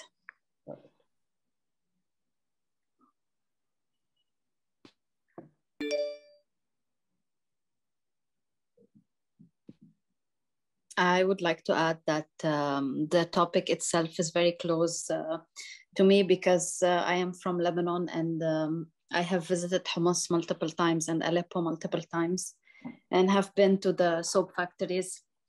So the topic is very as well sensitive for me. This is the illustrations. Thank you so much. Thank you. Shukran, Hassan. Thank you. This is so wonderful. Amazing. Very. Thank you. Thank you. Great. Thank you, Martin. Thank you for that. Martin, over to you to introduce our next speaker. Yeah, so our next presentation is about an effort to unearth the potential of community in community-based disaster risk management. And this presentation will be done by two presenters, and one of them is Bhola Saha, who is an architect at heart and a disaster risk reduction professional by passion. He is keenly interested in nature-based solution in disaster risk reduction, climate change adaptation, eco-disaster risk reduction, water governance, and community engagement. He is an assistant professor at the Royal School of Architecture, Assam, India. The next presenter is Dr. Saran Prakash. And Saran Prakash is a doctoral student at the BEI in India, investigating the synergy of sustainable development, resilient livelihood, and community action. She's also a member of the National Platform of Youth and Young Professionals working in disaster risk management and climate action in India. Welcome, Dr. Bhola Saha and Saran Prakash. Hello, thank you. I hope I'm audible. Yes, you are. Yes, you're audible. Thank you. I'll just share my screen. Thank you, Dr. Paul, and thank you, Martin, for that wonderful introduction. Is my screen visible? Yes, your screen is visible. Okay. Thank you. So greetings to one and all. I'm pleased to be a part of this event and even more honored to be presenting with my senior colleague, Mr. Bhola Saha. So Mili, Juli, a project which is very dear to me, is something that I have had the opportunity of presenting a few times earlier too.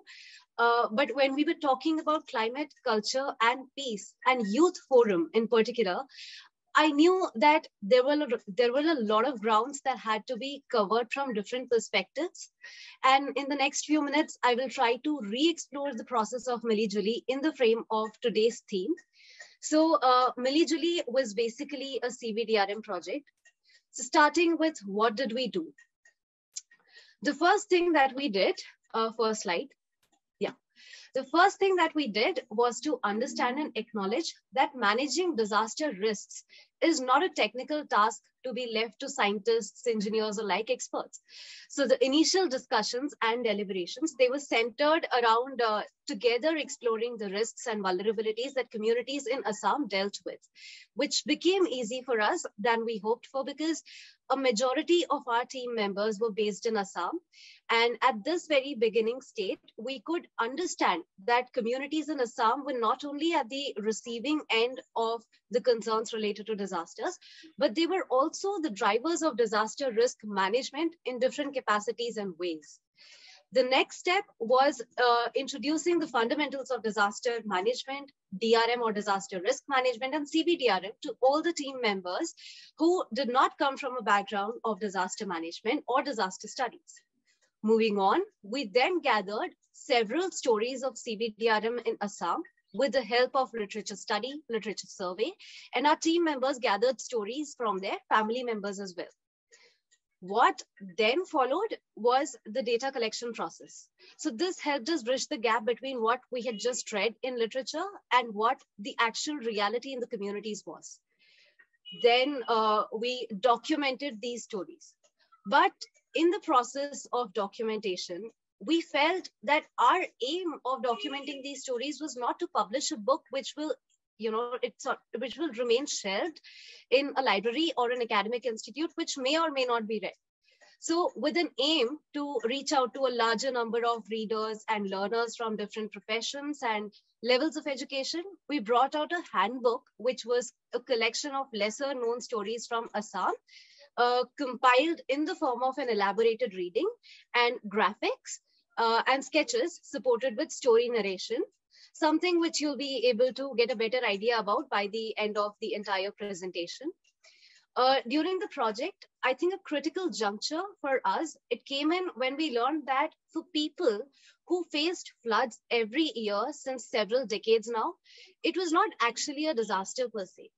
I mean, for them, it was a part of their year. So instead of waiting for that part to come, people made it a habit to already begin preparing for that event with whatever methods and their situations demanded.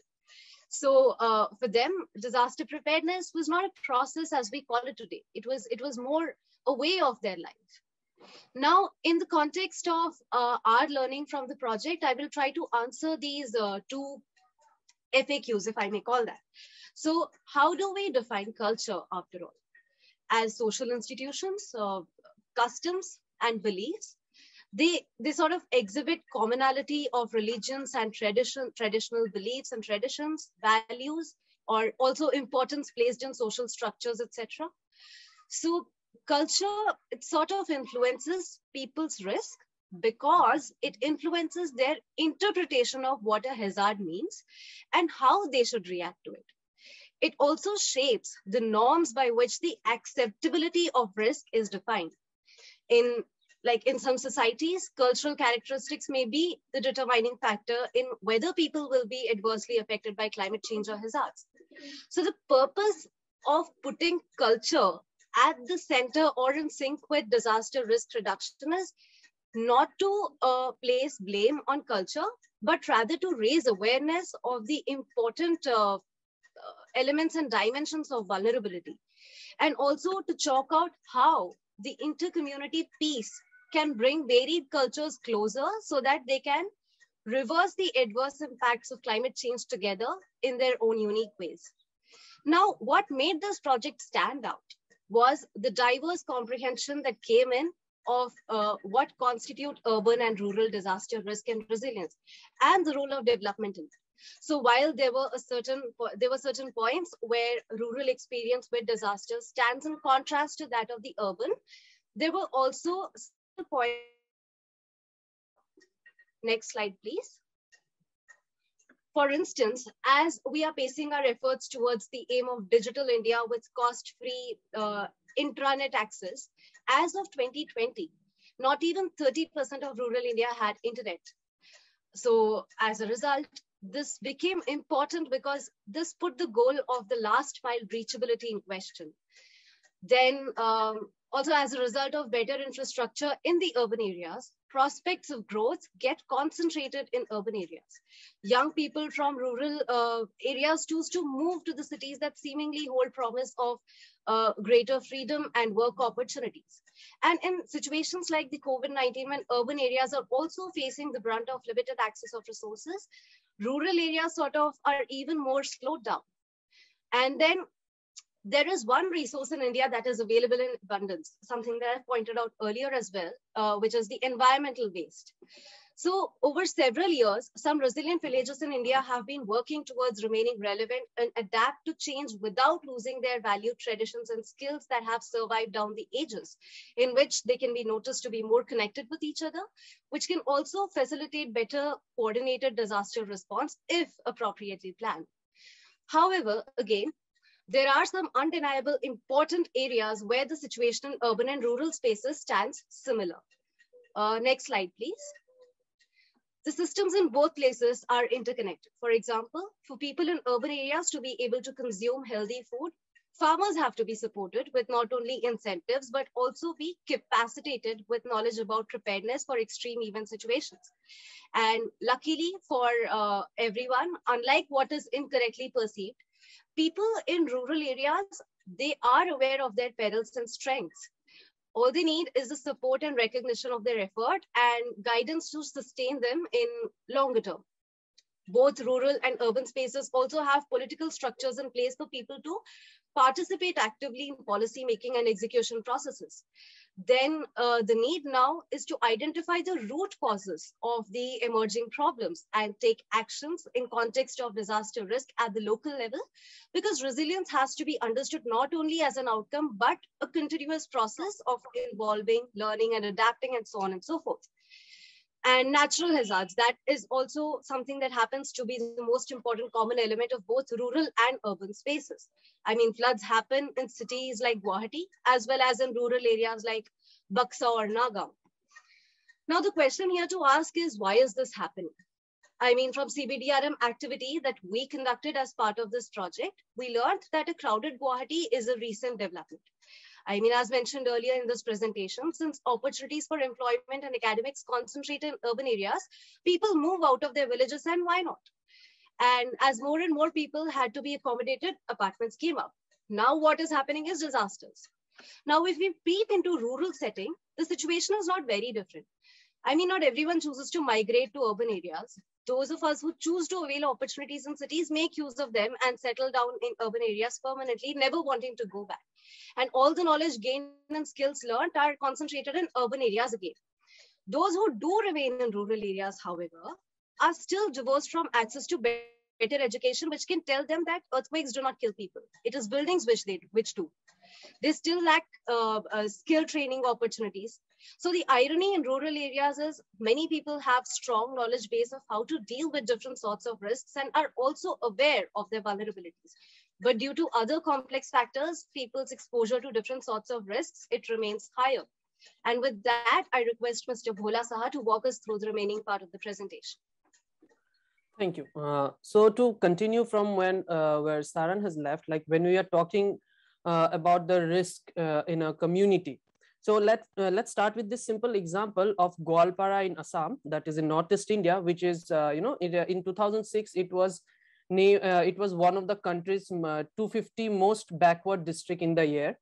Its economy is based on agriculture, with 90% of the population depending on paddy, livestock, and sericulture.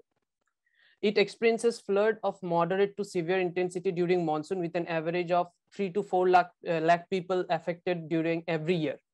And due to flood, there were losses of 15,000 houses and damage in huge proportion to rice cultivation field. So now, as a desk-based researcher, or even as a person in the field of DRM, who goes to the community, what we see here is that, okay, this is a flood-prone zone. We have to make it flood resilient, and so we have to whatever knowledge we have gained in our through our studies or through our experience, we try to put it up.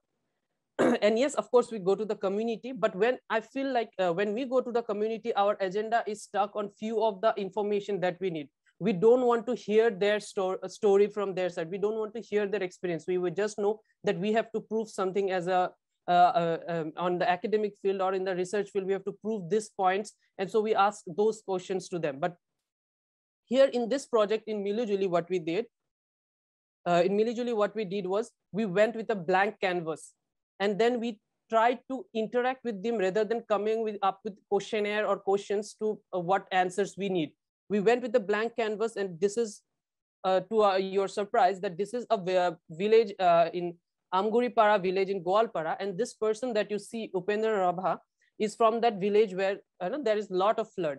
So in the year 2011, he got 1 kilo of black rice, and black rice, it is known as the forbidden rice in ancient China, which was only served to the kings and its tributaries. And actually the black rice has a high amount of antioxidants, as well as the black color proved to be very very beneficial for the health. Now this rice, he started in 2014 to grow in his field land, and then it continued, and by 2017 you can see here 17 you can see here as a producer society. And to your amusement, you will know that black rice actually requires flood. So this thing we got to understand, because we are not trying to identify Goalpara as a flood affected zone, but we were trying to learn what did they do during those times. So this is where our story of such an inspiring story, where flood is, as a researcher, as a desk-based researcher, what I will think is, this is where I have to just give them flood resilient structures, flood resilient mitigation measures. No, these people require flood for their survival, because a kilo of rice, black rice, normal rice, which is 10 to 90 rupees in Goalpara, the black rice, it makes them earn 500 rupees per kilo. So you see their economic development as well, because of their ways of life. So this is just one example, and through our project of Mili Juli, we had a lot of studies from where we took out the 10 most important 10 most stories of resilience, which has which it can be called as success stories from Northeast India. We collected those stories, and then we were a team of youngsters, basically all under the age of 30. And then for this case, I would really appreciate how Risk and Resilient Institute and ICRAM supported us in going in a very different approach of, rather than publishing a normal handbook or a normal report, we went out of the box and we came up with something interesting, which where the interns, the professionals, and the core members were together in this. And yes, of course, you can call Mili Juli a handbook, because as per the definition of handbook, we were going word to word. As you can see, we had a book that has advices or to do something for the community with the information we collected.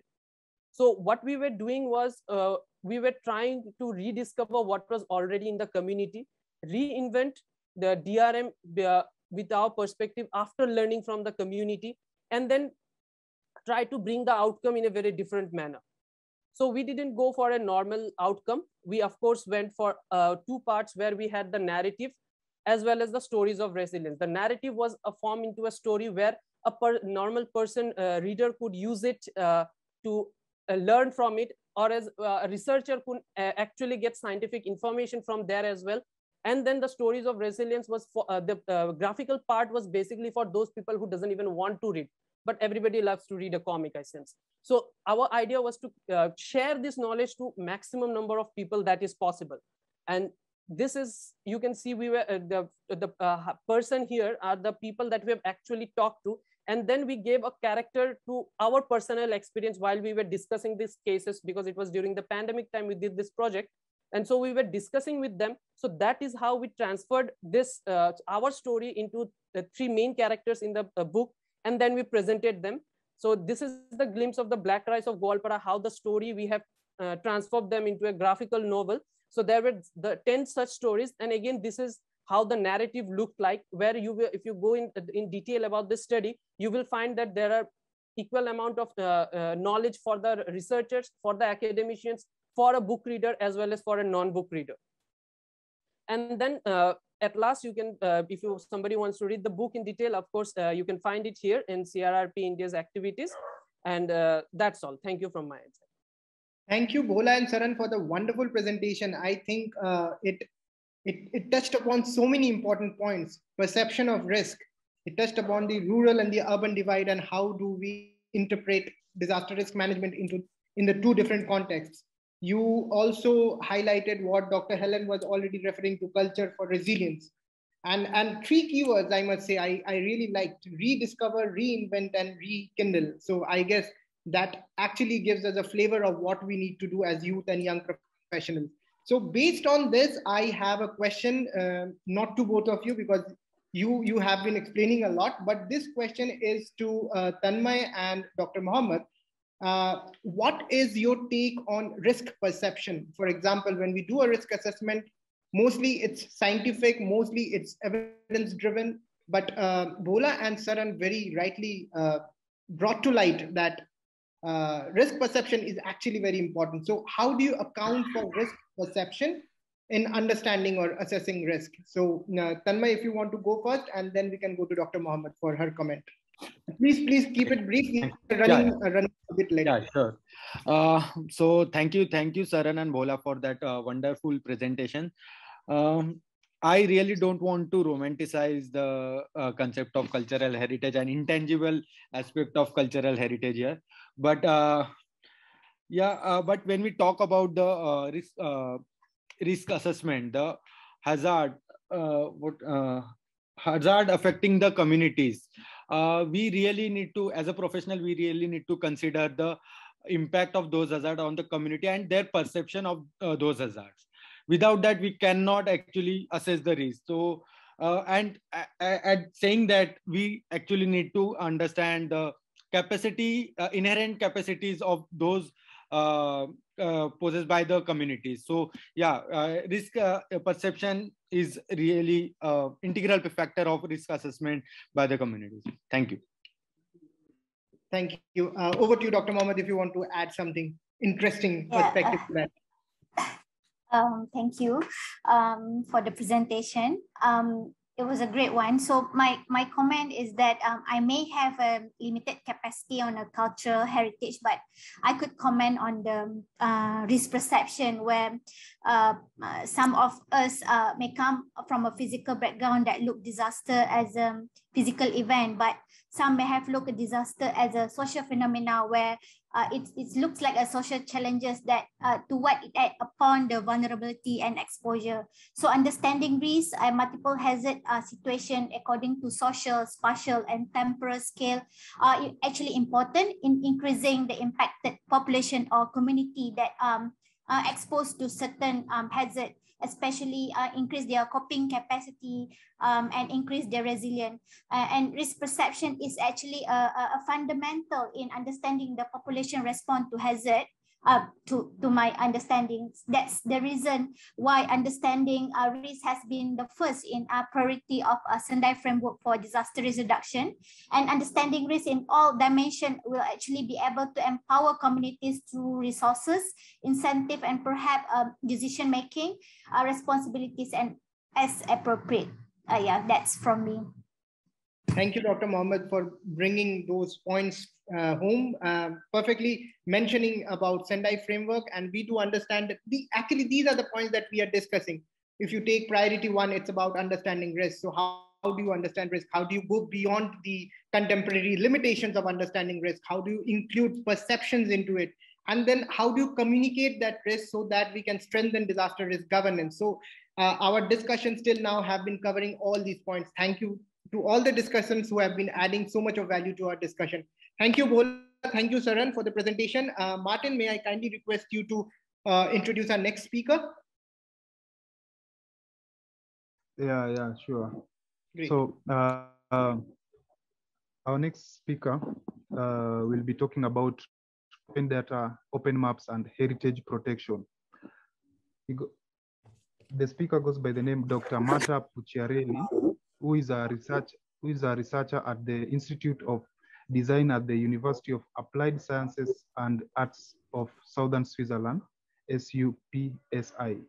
Her research focuses on the accessibility of cultural heritage to promote cultural and social inclusion of peripheral communities.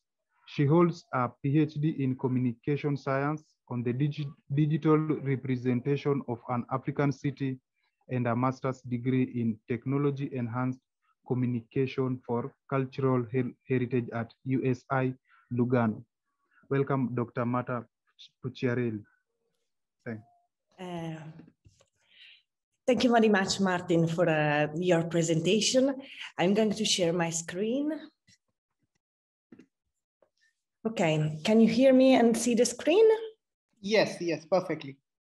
Okay, so I'm really happy to share with you our research about the importance of opening data and maps for heritage protection in order to contribute to a better and more efficient safeguard of cultural heritage. We developed this research in the frame of an international project named CHEERS, Cultural Heritage, Risk and Security Activities, that involved Italy, France, Switzerland, Germany, and Austria in defining and researching which are the tools allowing people working in cultural heritage and risk management to implement before, during, and after emergency. In our laboratory, in our institute, we developed the team of data, of open data and open maps. Data because data for us, it's both a source of information, but also a tool to assess the risk, prepare, respond to emergency, and recover from them. Oops. Doesn't work? Okay, here. Are open data. First of all, open data are all structured data, text, images, cultural heritage content, and cultural institutional content, like the collection and books from galleries, libraries, archives, and museums, which are released with an open license and so are fully accessible for the use, reuse, modification for all purposes, even for the commercial one. So the concept of openness is guaranteed by the use of the license. That in general for data is the license or is public domain or the Creative Commons zero license, while for text, images, and other multimedia material, the license is suggested that the Creative Commons licenses attribution share alike. Fully and open collaborative platform to share cultural heritage data and works are Wikidata, Wikimedia Commons, Wikipedia, and OpenStreetMap, which are constantly enriched with cultural heritage data. Through, for example, the collaboration of the community of volunteers and institutions, to the organization of international contests. For example, the Wikimedia Loves Monument is a photographic contest, the biggest one, organized in over 40 countries and dedicated to the photo about monuments and cultural heritage. And in the last 10 years, it has triggered the upload of 2,600,000 pictures.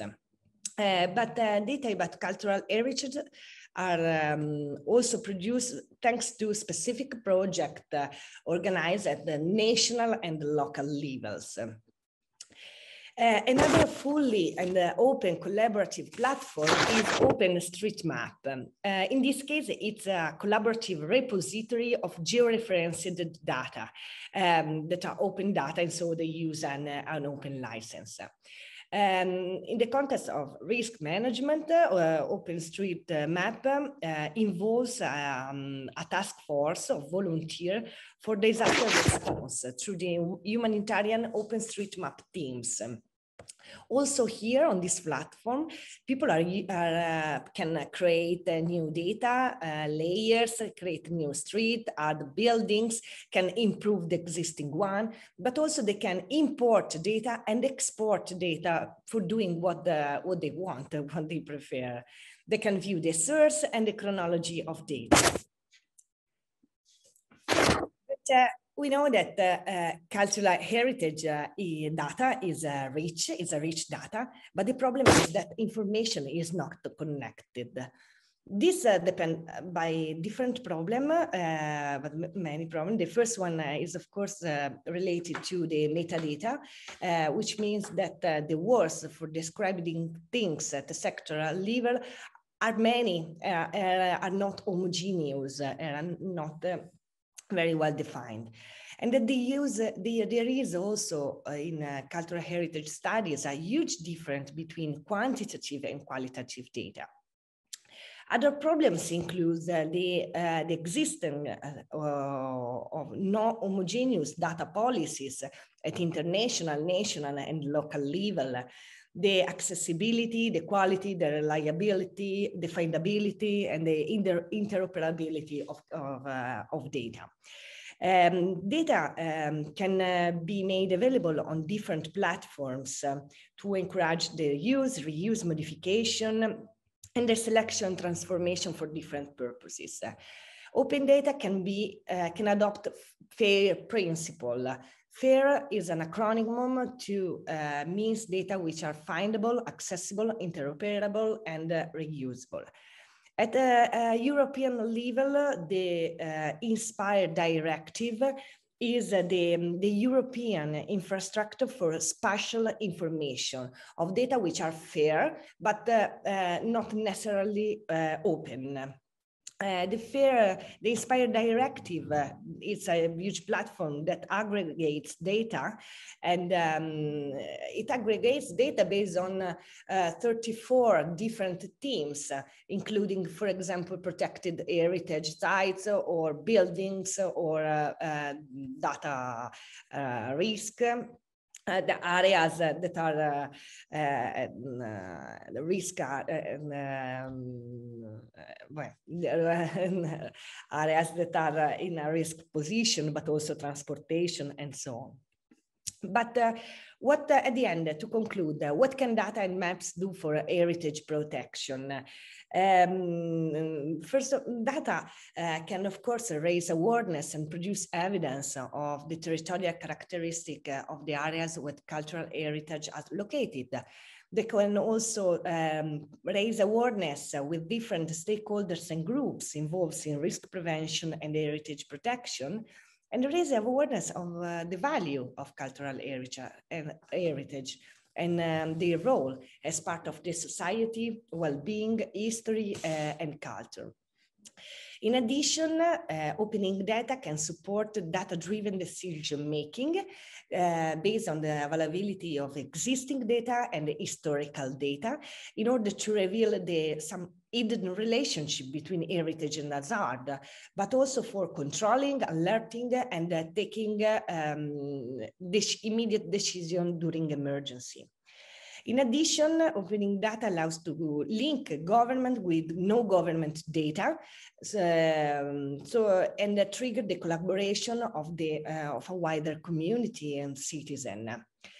Finally, we can keep the memory of the sites that are like to disappear, and we can intervene to recover in case of damage. I thank you all for listening to my presentation, and if you have some questions and comments, I'm very happy to answer you. Stop my presentation. Thank you so much, Dr. Marta. Thank you so much for bringing up this excellent theme of using free and open source softwares or applications in the crossroads of climate action and cultural heritage. This is so interesting. So based on your presentation, I have one question to you and also to Kaushal and Bilal. My question is very simple. We as researchers, as scientists, we do know the benefits of using free and open source softwares like Open Maps or for that matter, Google Earth Engine.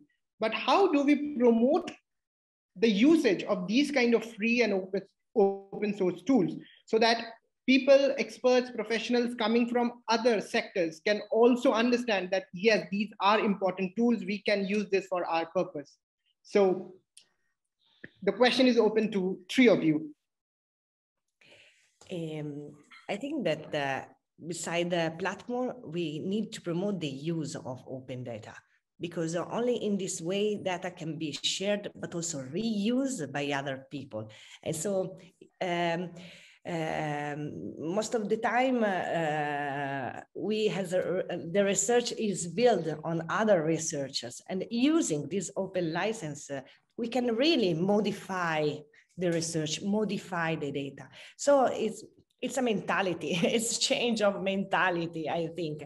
Then we can see that there are many platforms that promote open data, open science. In the academy, for example, we talk about open science for opening the academic material. But the use of a proper and legal license is the most important thing that to guarantee the openness, and so it's the openness that should be promoted rather than the platform. The platforms are tools, just tools that help us very true to share the knowledge. Kaushal and Bilal. Kaushal, go first. Thank you. And Martha, that was a very interesting presentation. I really loved it. And I would really like to explore more on the project, the Cheers project, especially I like the spirit, how to make the data open, especially with the Creative Commons license. And especially countries in South Asia and on the developing part of the world, they still need to work a lot more in making the heritage data, open and accessible. But there are still a lot of challenges associated with them. If I think many of us are aware, like some cultural heritage, they are intricately linked with some communities. Also there there are many intangible parts that are associated, and it's really difficult to give it an open license, but of course, there are definitely pathways that we can do that. And also along with you mentioned about GLAM, managing licenses is also important, is a challenging thing. And but yeah, and making collections, making them findable and available, that is important. And more important, what I see is that that data, as you mentioned, it has to be sort of a thing for the people to discuss, right? It's not only collecting, but it's like there should be an open dialogue, for the same data. There can be different interpretations, so it should be a thing for open dialogue and participation and a sort of ownership. And yeah, of course, there has to be, especially for regions or countries, that are still struggling to collect even the basic data for archiving their, heritage. It's important to start small. Start with what they have, what they can collect. It's if LiDAR is too tough, they can start with, even the drawings. Even those things are missing in many important heritages in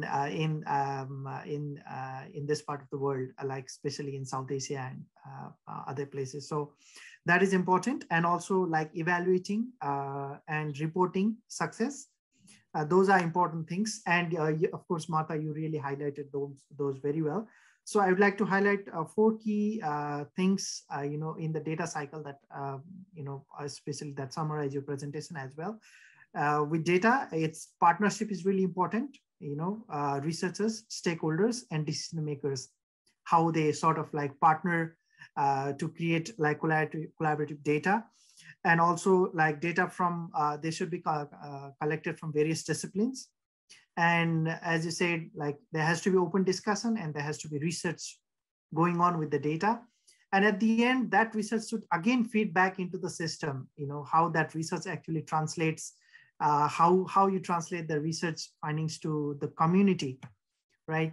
And also the decision makers, right? So this is also leaders of the leaders, and also how it can influence policy for heritage conservation and things like that. Yeah, and I would like to stop right here, taking care of time, but we'd definitely love to like see how you have been doing this project in Europe. And yeah, it was a really interesting talk. Thank you. Thank you, Kaushal. Over to you, Bilal. Yeah, thank you. First, Marta, I mean, great project and great initiative which you guys are taking in, and really interested to learn more about it.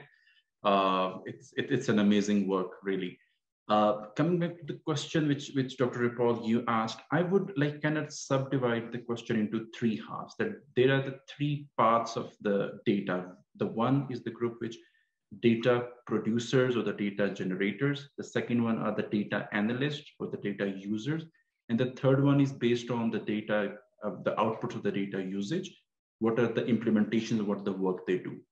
What I feel is that the gap between these 3 halves is the number one thing is the openness to share the data. That's the number one thing. I mean, yes, I get it that we have a lot of open source data, but still we need more, for our models and for our analysis, we need more open source data sets. And this is where the scientific community would come handy if they have that open, mind to share their data sets and, sending the data into the big pool so that the more the better. But having said that, I get it that excess of everything is bad and it would make things more complex, but there is a fine margins in it, but we need the data, number one. The second half of it is that once we have the data, and I believe that we already have enough data to kind of initiate a lot of studies. So for that, we need the awareness, as Kaushal said, very, very lightly said that it's the awareness and it's inculcating the people that what you can do with the data. For example, there was one term which you, Dr. Ripoll, said, Google Earth Engine. It's a very big, complete universe altogether, I would say that. I mean, at times I feel that like there is nothing on the satellite data which you can't do on Google Earth Engine. It's just a matter if you know how to do it. So that's the thing. And so the number one thing is how many of us know about Google Earth Engine. The second thing is how many of us know how to, do the several operations over it. And the number 3 thing is understanding that what I need basically from Google Earth Engine. The best part about the machine learning and all of these platforms is that if you give something, it will give you something, right? But the worst part is that if you don't know what you are giving and what you are getting, that's the worst part of it. So it's exactly the same thing, which is the best and the worst part. So that makes, these things very tricky. So these are the things that I believe we need to kind of think about it and work on these lines. But having said that, Marta, I mean, great work. You guys are like really, I'm really interested to learn more about the work which you guys are doing. Thank you.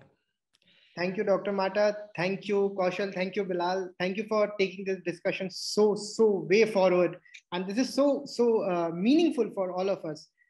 Just to let all of you know that we are going to document all the presentations and the discussions that we are having with Martin's illustration, of course. And at the end of this entire 2 days of Youth Forum, probably we will have something great at our hand to understand what gaps do exist in understanding climate action, in understanding culture, in understanding our ways of resolving a conflict, and also to think about how we can look towards a risk-informed sustainable development. Thank you, all of you, so much. Martin, can we move to our last presenter? Yeah, sure. So our last presentation will be about modeling flood resilience and flood impacts in historical art cities, which will be presented by Chiara Arrighi. Chiara Arrighi is currently Assistant Professor of Hydrology and Hydraulic Works at the Department of Civil and Environmental Engineering, University of Firenze, Italy. Since 2018, she has been scientific consultant for CIMA Foundation, Savona, Italy, for the project Building Disaster Resilience to Natural Hazards in Sub-Saharan African regions, countries, and communities. Welcome, Dr. Chiara. Yeah, good morning. Since we are a little bit late on the schedule, I could join and I can make my presentation. So thank you for introducing me. I'm sharing my screen.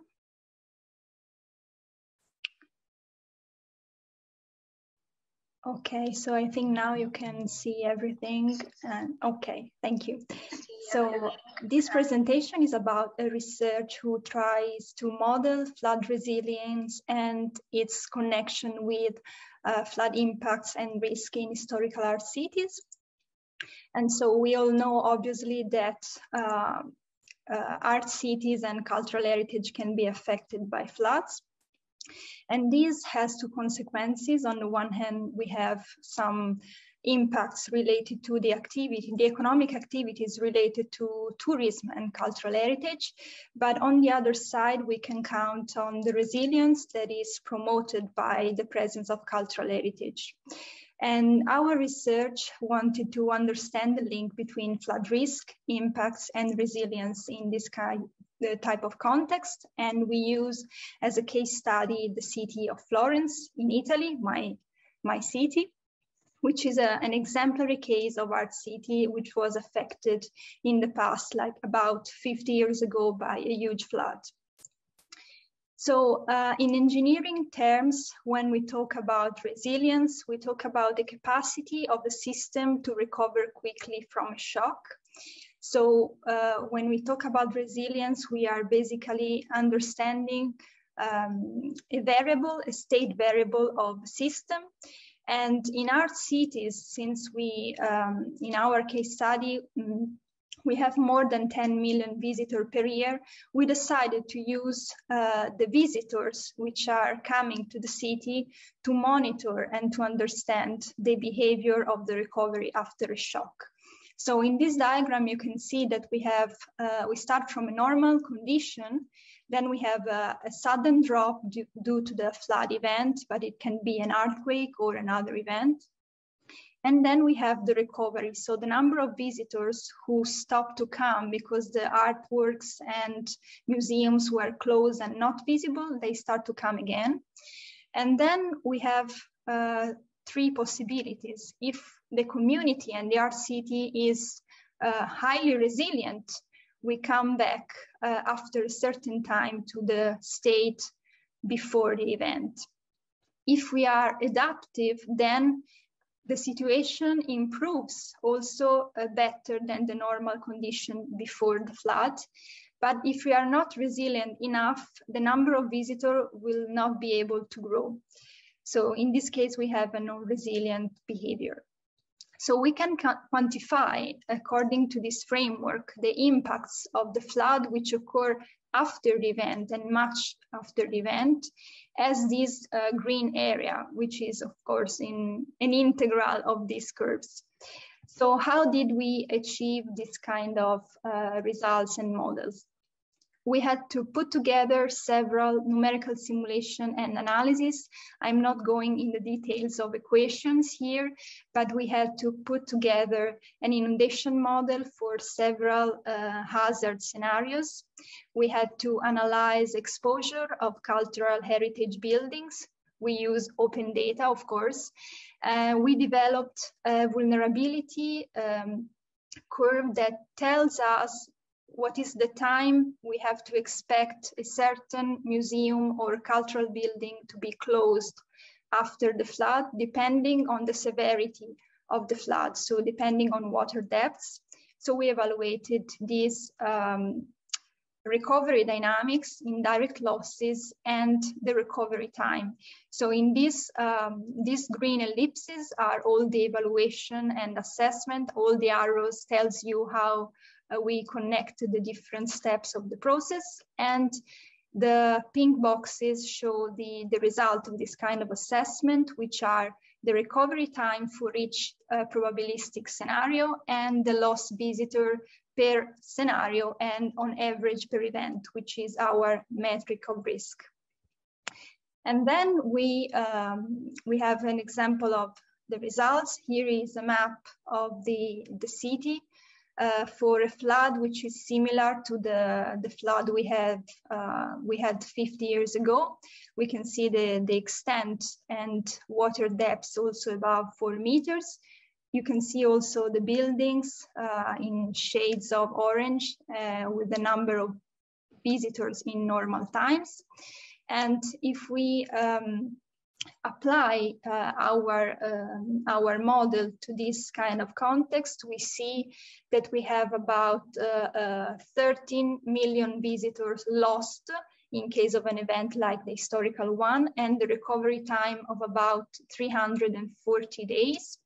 And if we consider all the possible probabilistic scenario, on average, we lose about 90,000 visitors per year, which can be converted easily into about 13 million per year loss, because we know that visitors spend on average 150 euro per day when they are in Florence. So this kind of model helps understanding what is the dynamics, the recovery dynamics of the city, and goes beyond the assessment of risk based on just on the monetary damages and the direct damages, which are like blocked at the time of the event.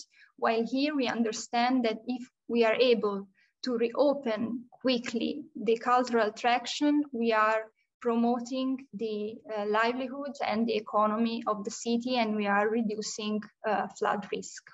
So this can help people and decision makers and managers of cultural heritage to take action in order to be less affected and to be quicker for reopening. Thank you very much. I'm waiting for your questions.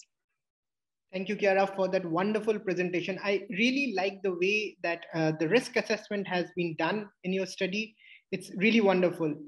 Doing the assessment, bringing the hazard, the exposure, and the vulnerabilities together, and then coming out with a risk statement, which is very influential in this case.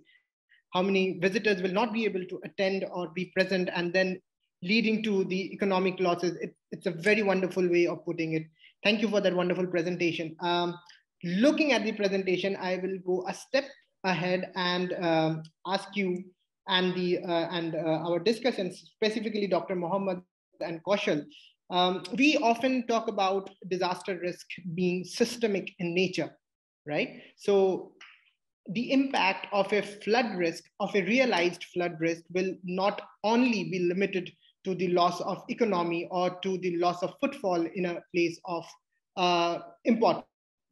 So is there a way in which we can also look at the other systemic effects of such realized risks beyond the economic perceptions, for that matter? Yes, thank you. This is a very interesting question.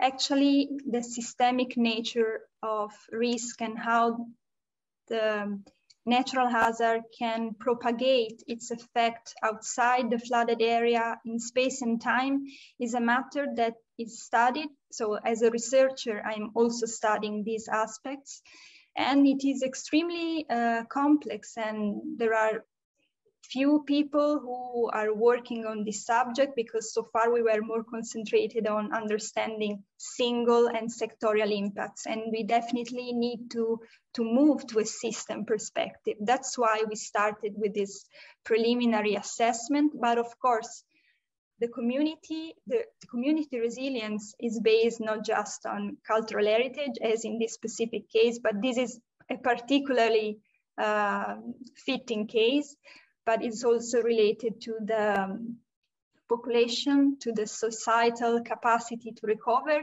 and to infrastructures also, which are both water supply and electricity and whatever.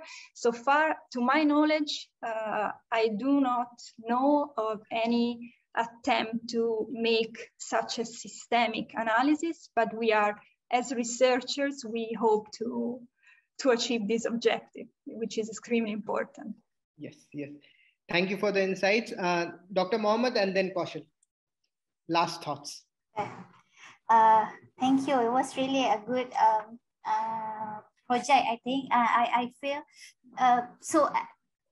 in responding to the question, I think I just wanted to share the similar experience that we have in our country, that we through a project of disaster resilient city that we had, that could facilitate the decision daily operation of a local authority. We developed a multi-hazard platform system for Kuala Lumpur, the capital city of Malaysia, to actually improve the forecasting and reduce losses associated with natural hazard, particularly to flood due to climate extreme. So because the city has been hit by flash flood, causing substantial damage to infrastructure and property. But such event does not considered as a disaster in a national standard, because they pose inconvenience and causing traffic jam and disrupting the socio-economic activities of affected city population. So the information from this multi-hazard platform system through this Newton Unku Omar project has allowed the local authority to make contingency plans, to promote warnings, and to take the better action to limit impact and losses. At the same time, vulnerable community within this city, where their location is within the susceptible zone, are also able to be identified. So as you mentioned just now, we look at disaster risk as a systemic.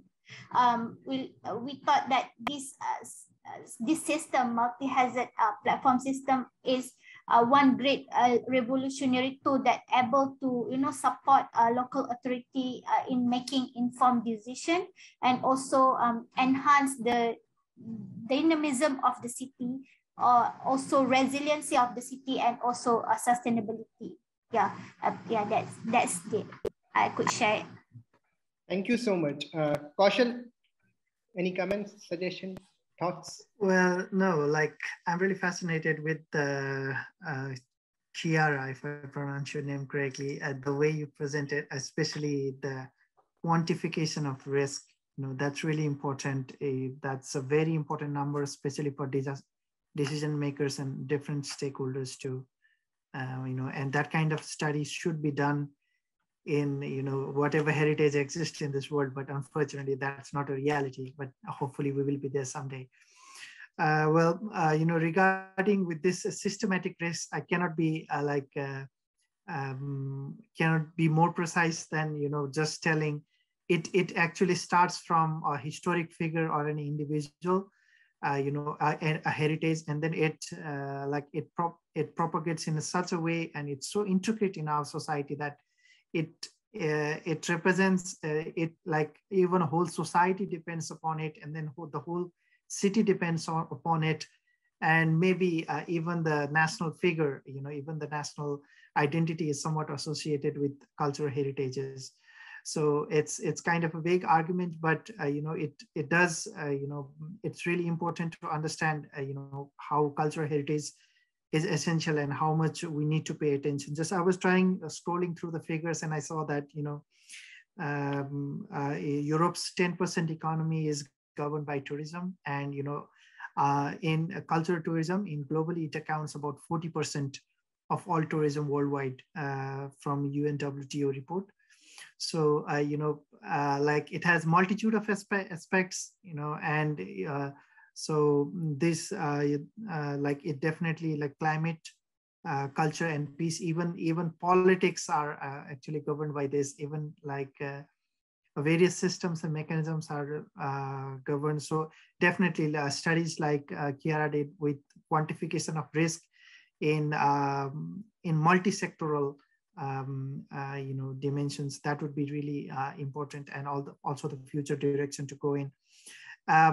Living apart, I just wanted to stress one like something motivating figure that I saw while I was traveling to some heritage spots in China and in other parts of the world. So back in there, when there is a heritage, people they make a kind of ecosystem.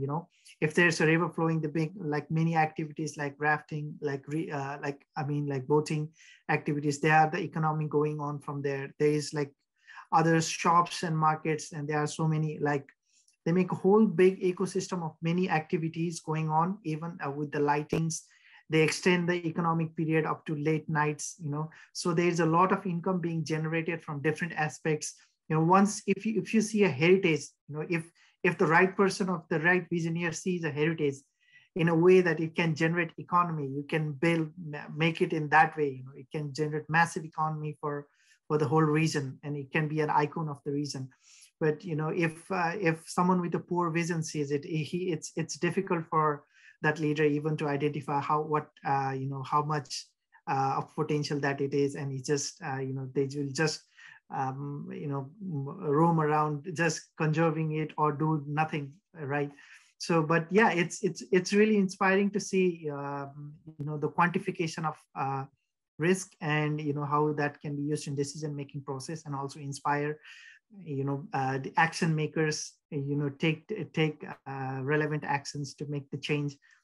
Yeah, I would like to stop right here and follow up the report. Thank you. You appreciated the quantification, because of course when we are dealing with natural hazard and we look for mitigation and prevention strategies, we also need to make some cost-benefit analysis to understand if the work we are designing is effectively, and it doesn't cause more all the potential losses we might expect in future.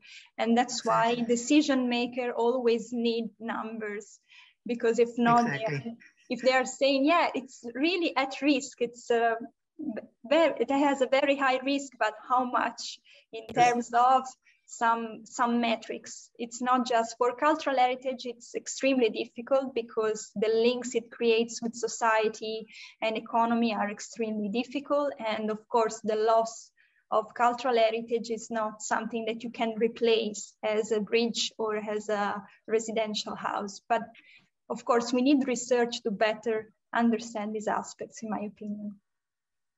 Thank you so much, Chiara. Thank you so much, Kaushal. Thank you so much, Dr. Mohammed, for bringing in so much of insightful thoughts and your expertise actually to our discussion. It's actually overwhelming. Thank you so much. Now, we have been missing one thing for a long time. We have not been looking at Mahasan's illustration for the last 3 or 4 presentations.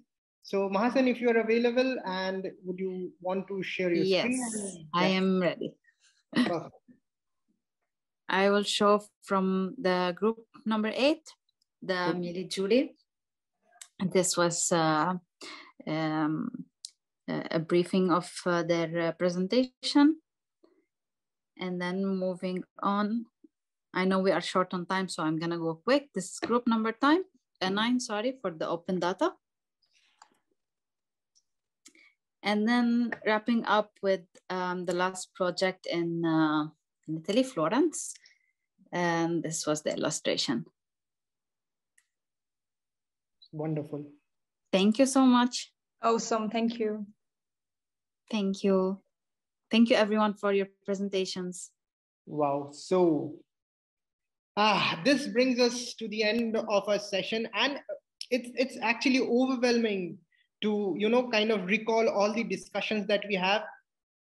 And it started with just understanding the impact of climate change, rise of sea levels on cultural heritage, and then we talked about how do we interpret climate science, how do we make it more available to people at the community level, so that they are more risk savvy, more risk literate, and they are in a way empowered to take risk informed decisions.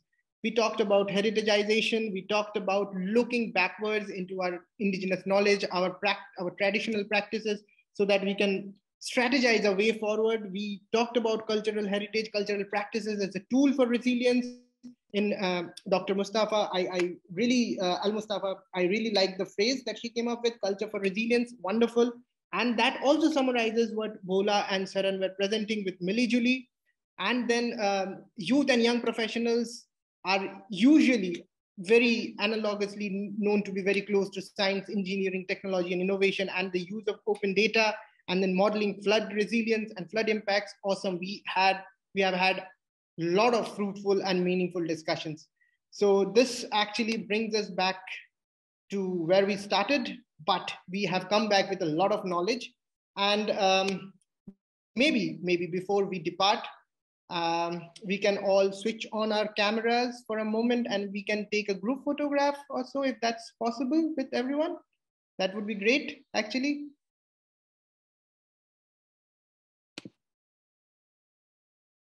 Wonderful. So I don't know if Kelly is taking a screenshot, but I will definitely take a screenshot of this. This is a rare moment when so many of us coming from different backgrounds, different cultural diversities are actually talking about the same thing. It's wonderful. And before we conclude, I would like to tender my apologies for what happened at the beginning of this session. We really did not think that it would happen, but that is a fault in our part as risk managers. We should have envisaged the possible risks. We could not. But yes, then we are also disaster managers. So we do have this tendency of learning from disasters. We'll make sure that this does not happen. And once we are done with the outcome document that we were talking about, bringing in our learnings, our sharings from this presentations, from these discussions, we will definitely get back to all of our speakers so that they can at least have a look at it and confirm that we have reported your findings, your work accurately, and then we can go about publishing our document, our handbook. Thank you, everyone. Apologies for what happened initially, but I hope that this session had been very important for all of you. Thank you for sticking back. I mean, we were supposed to end at 1.5 hours. I know people have been joining from different time zones and they are actually into weird hours of the day or the night. Thank you so much for sticking with us. Thank you so much, and apologies. Thank you. See you soon. Yeah.